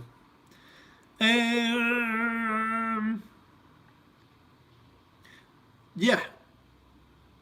Another thing I've got written here in my notes is when you're doing these kinds of arpeggios, you can, you know, bang in other extensions in there to give them like cooler, nicer sounds. So again, let's take our humble C major 7 chords, okay? What if you can add like the 9th interval in there?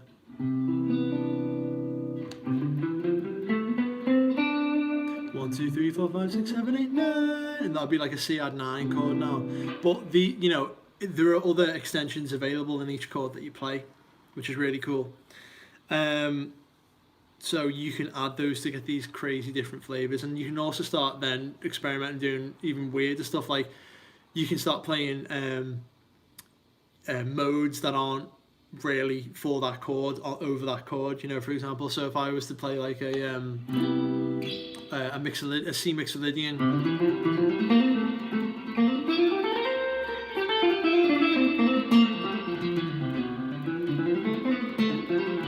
if I was to go like C Mixo and then C Ionian over that C major chord, you're going to get all kinds of crazy sounds going on there, which it might be something worth investigating at some point.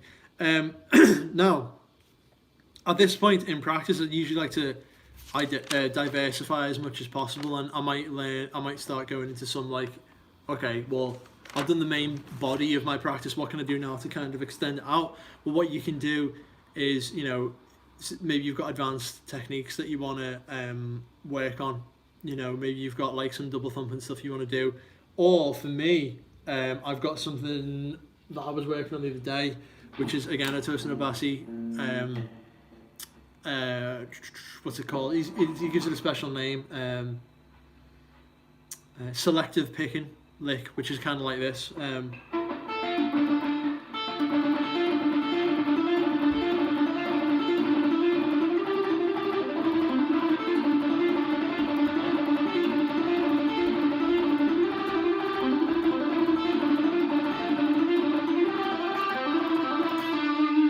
Okay, so what I'm doing there is, and again, Tosin's your guy for this kind of stuff. He's the man. He is the man. He invented all this.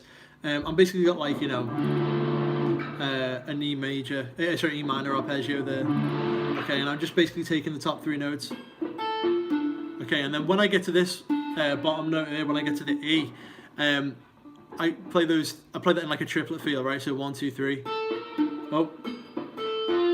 So that's all hammer-ons with that hand. I'm not playing anything, but when I play the E note there, which is fret 7, I play a quick triplet in my right hand on the same note, da ga da, 1, 2, 3. So 1, 2. So the whole pattern would be 1, 2, 3, 1, 2, 3, 1, 2, 3, 1, 2, 3, 1, 2, 3, 1, 2, 3, 1, 2, 3.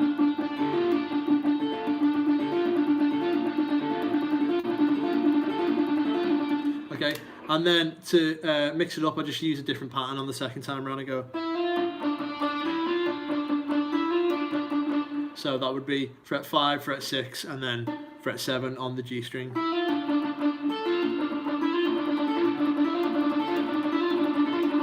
Thanks, Tom.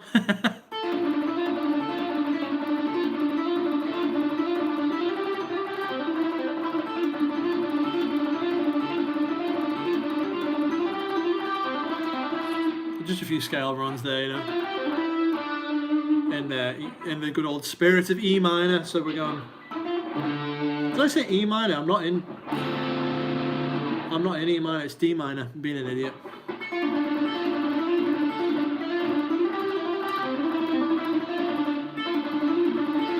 In E minor, it would be this.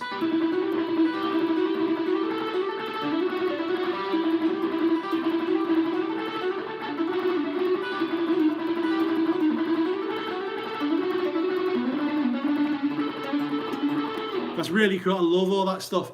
So that's like, again, all Tosin's stuff. If anybody doesn't know Animals as leaders in Tosin Abassi, I definitely recommend giving them a little listen. They are killer. Really, really fun, exciting, very colourful music, just very bright and brilliant. And, you know, so advanced in every conceivable metric. So yeah, you know, at this point you might want to start, like, I don't know, whatever you are lacking on, again, is something to practice. You might want to do some tapping stuff. You might want to do some, I totally would love an 8-string Seth. I need one of those in my life, man. You know, you might want to do some, tapping, or maybe a 7-string even, just, and then I can work my way up. You know, you can do basically any extended exercise, you know. So some tapping stuff.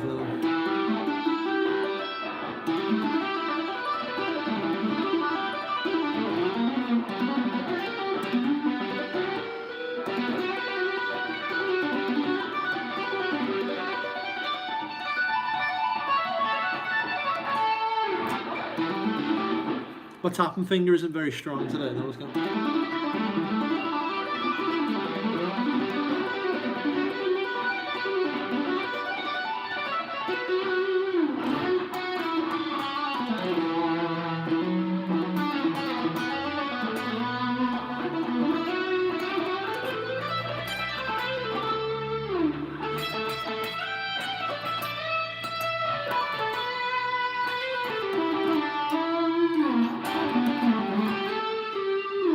What am I doing? I'm just playing random bollocks now. Okay. Yep, anything that you know, now should be like the second main focus, so something technique based, something that you want to work on that's new. That would be a good jumping off point for your practice. For me though, I'll tell you what I'm going to do, is I'm going to go over another Boss Rick Graham exercise, because this is really cool. This will, any player at any level should know this now, because it's just so bloody useful.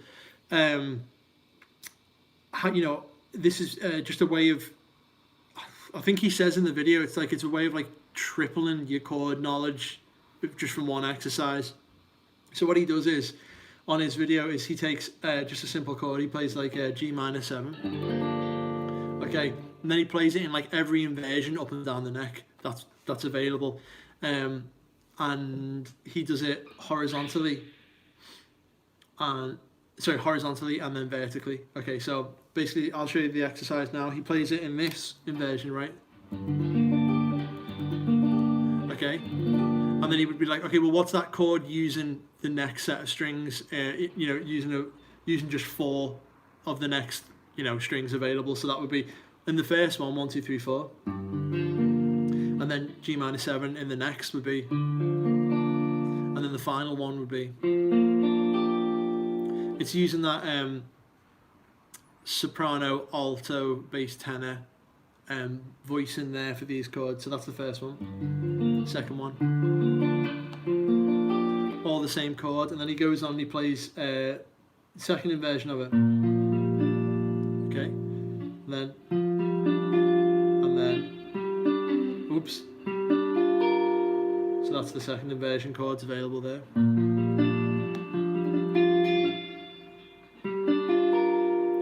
Really cool. And then the next one Rick does is he goes up and plays this one. You can see that shape there developing, but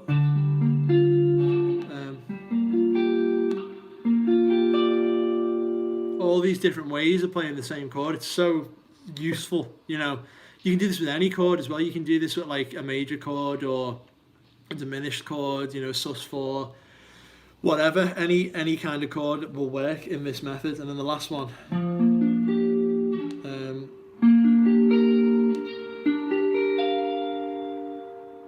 So next time somebody asks you, oh, can you play me a G minor chord? You'll be like, yeah, sure. No worries. How about one of these for you? That chord is so like lush and beautiful. It's already like the start of a song in my mind.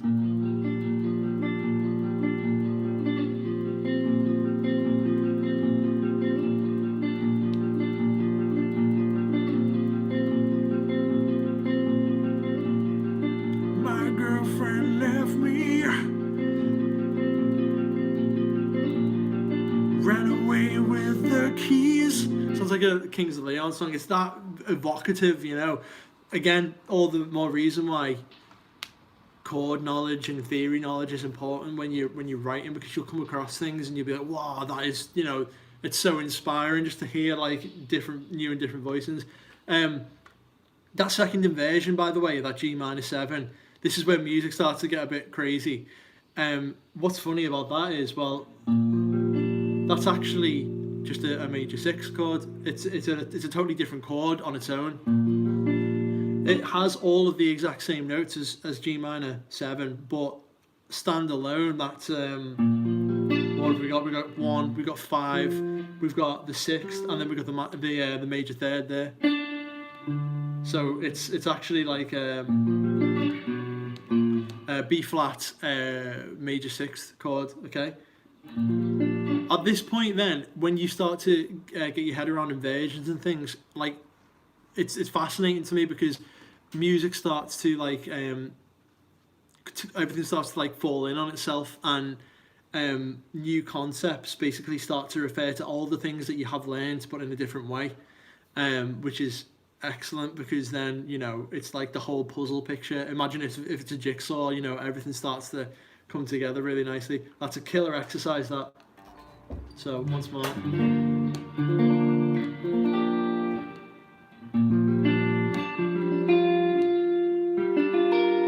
That's a really nice voice, isn't it? And then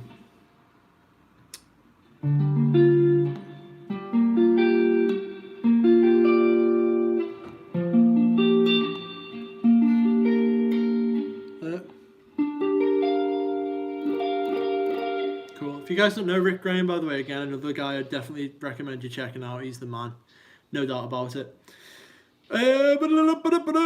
Next thing I wanted to talk about as well is spread triads. So this is like a Rick Beato concept, and he does a really cool exercise like this. This is great for learning the fretboard and sort of making a lot of these shapes and patterns kind of mesh and come together again.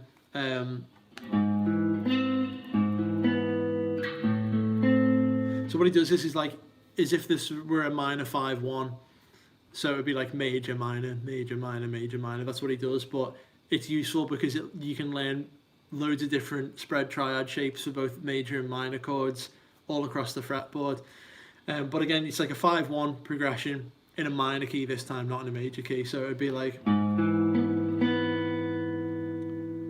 chord 5, resolve into 1 minor. So, and then this one. Sorry.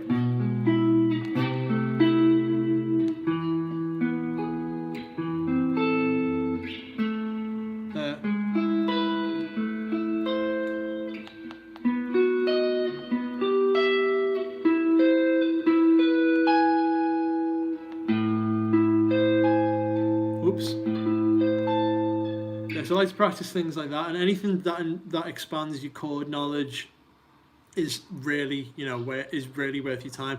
So for me, stuff that I'll be working on now is stuff like that, the spread triads, the inversions exercises, and also chord substitutions as well. So again, let's say you've got a piece like, maybe you've got a piece like Autumn Leaves.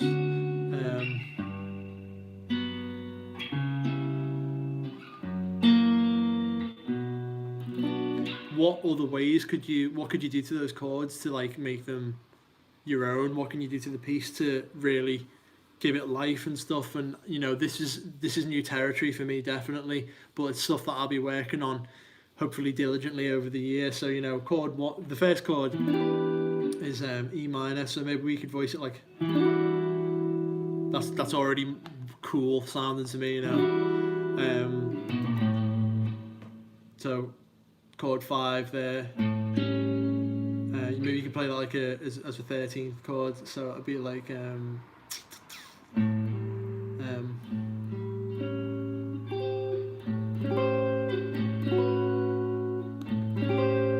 then major would be, I don't think I played that right actually, I'll have to check that out, but then the major chord, why not play a major add 9 instead of a major 7 chord? Or why not play a major 6 chord?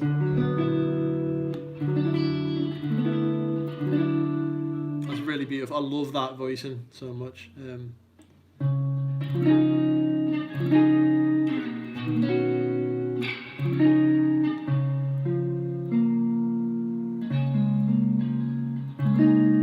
So what am I playing there? I'm playing 1, 5, 6, 9.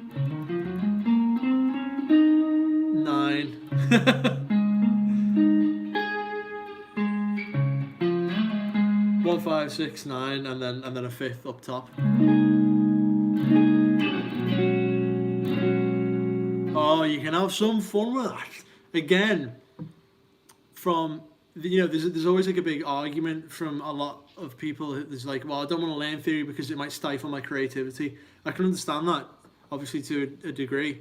However, just learning some of these concepts, not only, the way I approach that was like, okay, we've got Autumn Leaves, let's see what we can do to mess around with it and add in chord substitutions and make it our own. But by doing that, I, was arsing around just then on the fretboard and noodling about, and then I came up with something that I thought was really beautiful in and of itself, and that can fuel your own writing, because something can just be so inspiring that it triggers something to make you want to start writing stuff.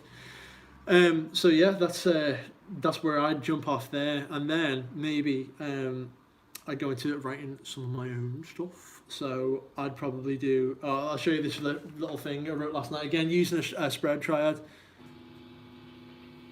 Yes, I've totally never met anybody that has regretted improving their theory knowledge. Totally, man, totally. It's like waking up from the Matrix or something like that. It's really, it becomes more and more fascinating the more you get into it, and it's good for your brain as well. Surely it must be. It's good for the old grey matter. I don't know. Anyway, that's an awful tone. Shan't be using that tone, so shan't be. Just roll off the game there. You tell me if you like this, okay? Because I'm gonna use this anyway. I don't care if you like it, to be honest. I'm gonna use it anyway for a high charity song. So it's like my modern. Yes, +5 IQ.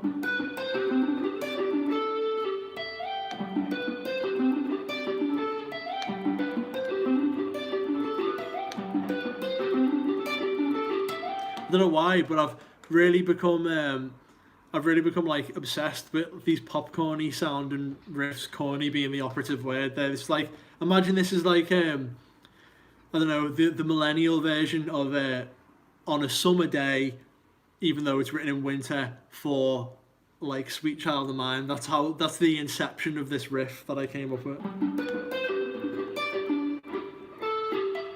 Oh bloody hell, if I can play it.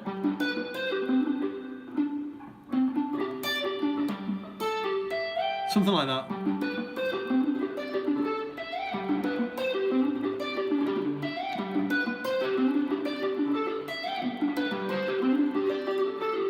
I know, big fat ass chords behind it, like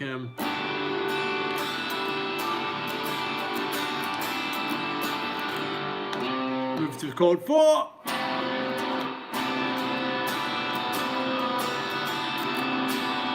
And then move to chord 2 for that big minor. Oh, it's the sad part of the song.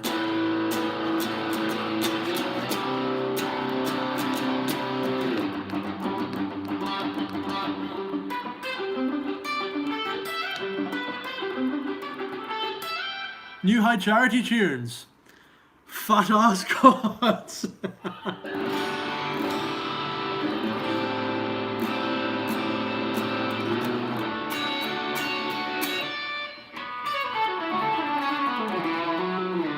Hi Charitus. Hello there Charitus. How are we doing?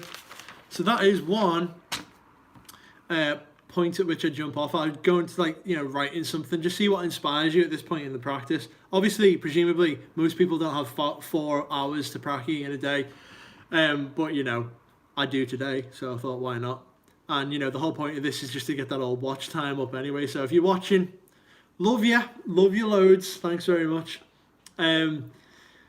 Yeah, so at that point you can get a bit creative. Once you've done your techniques and you've done a bit of your theory, you've started to map things out on the fretboard a bit more, then you start to write something. And then maybe, you know, you could start learning some, I don't know, you could start learning some, what's that stuff? It's D flat minor 9 with an open high E. It's a proper killer chord. Yeah, nice. Give us a COVID killer riff. I wish I could. I wish I could end COVID for us all. Oh yeah, here's a COVID killer riff. Check this out.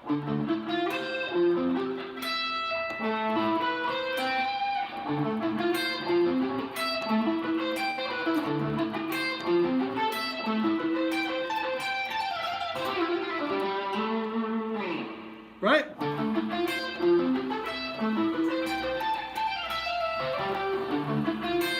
I need a good sign off for that riff. It sounds cool up until there.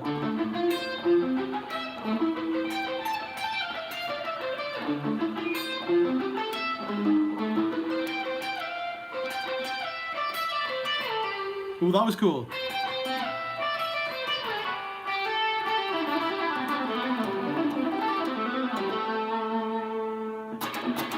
Seth, what was that chord? D flat minor 9. I don't know.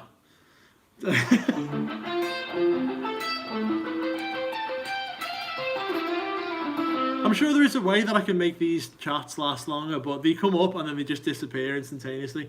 So, what I was going to say to sign off your practice then, to get the last bit of juice out of the old experience rag. I've been going on for too long here. The experience rag. What? That's the name of that lick.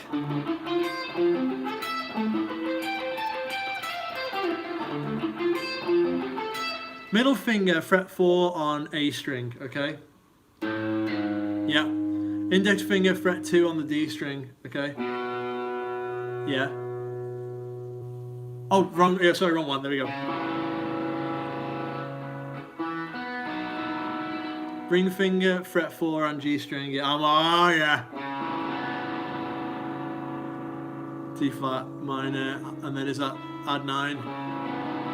Oh. That is pretty, isn't it?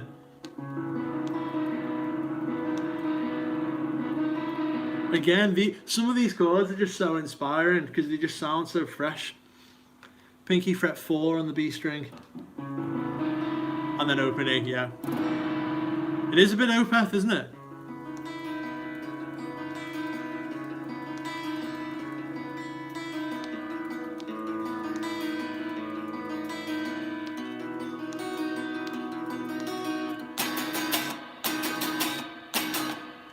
bacon and cheese, burger. What's happened? What has happened to this live stream? It's been hijacked. It's been hijacked by people.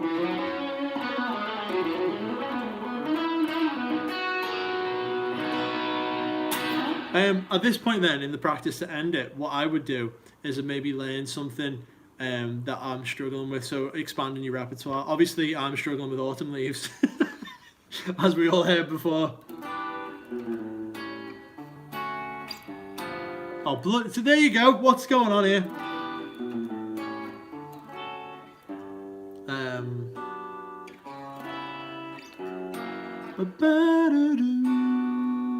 That's a Paul. I learned that from a Paul Davids video as well. He's a beast. I love that guy. He's incredible on the old internet there. And do you know what, Pete? Right, I want to learn a Children of Bodom piece as well today, because that was really sad news that Alexi's dead. You know, he's passed away. It's really shocking news. So rest in peace, Alexi. If you guys don't know Children, like they were that band was the reason I started playing guitar. I used to come home and put it on all the time and annoy my whole family playing Children of Bodom songs. But it's incredible music. I really love it. It's definitely I've got a soft spot in my heart for all that kind of stuff, and it's sad that, you know, so many people seem to be dying too young. It's crazy stuff, man. So definitely want to learn a bit of Children of Bodom. I won't put you guys through that of me trying to learn that today. But you know what? Here's another piece that I need to revisit as well, which I'll try and do the intro for. If I can just get it up on here. Hopefully I won't be like flagged for copyright or anything on this. But let's have a little look-see. Train with the best instructors. Adverts. Train with the best instructors. Alright, so Waves by Guthrie. Let's see if we can...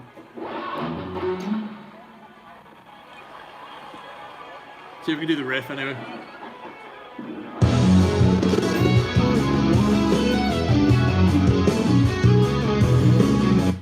Spooned it, mate!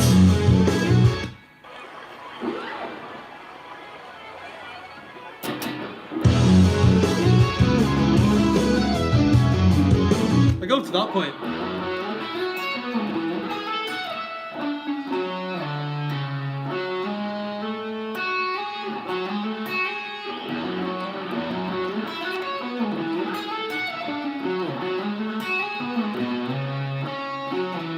There we go.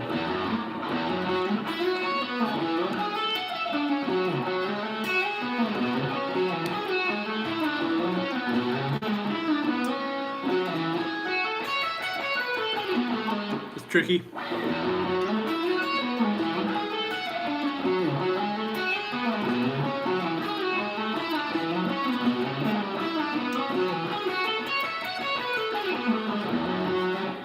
Try it again with the backing. There we go. We'll at least try and get this first part of the riff down. Let's see if we go.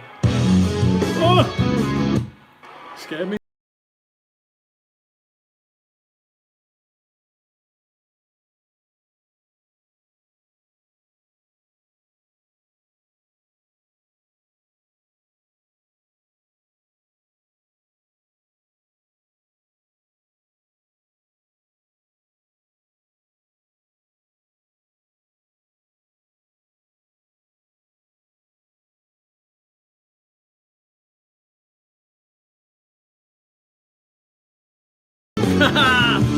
Something like that, innit?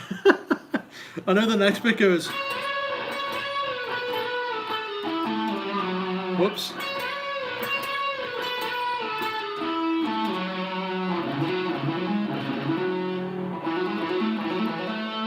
I won't put you guys through the torture of me actually learning something on camera. That would be quite excruciating. So yeah, I shan't do that to you. Yeah, Seth! That's Guthrie, man.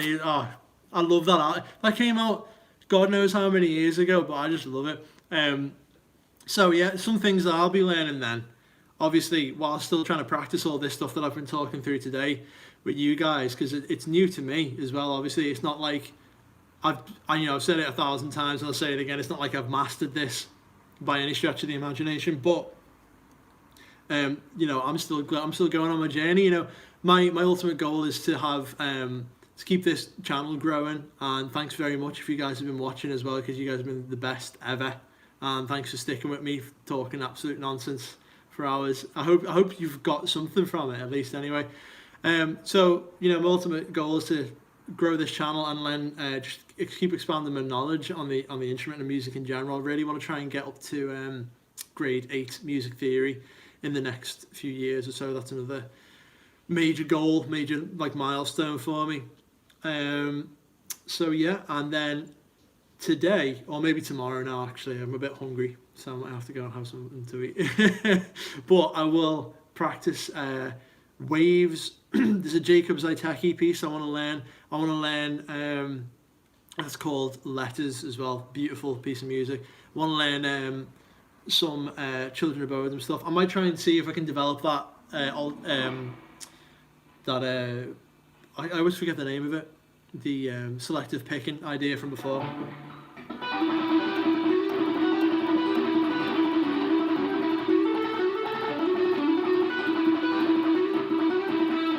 And then, you know, I'll be making more videos and stuff as I'm going. Want to try and learn a COB piece, as I've said, because that would be great. And yeah, hopefully get down some erotic cakes. And I need to expand my ever wilting knowledge of jazz standards and jazz harmony in particular, for some cool chord substitutions and stuff like that. That's definitely where I need to focus my attention on my journey at this point. So yeah, I think that's a good place to sign off, guys. Thank you very much if you've been watching. It's been absolutely killer interacting with you guys. By the way, if anyone's still here who wants guitar lessons or anything, or you know anyone, send them here. Send them this way. You know, I'm available for that kind of stuff if anybody wants any tuition for guitar in particular. I'll probably be best suited to, you know, beginners, intermediates and stuff like that. Thank you very much, Chef. Cheers, man. Thanks for staying and watching. Thanks for everyone for staying and watching. You guys are the best, man. Love yous.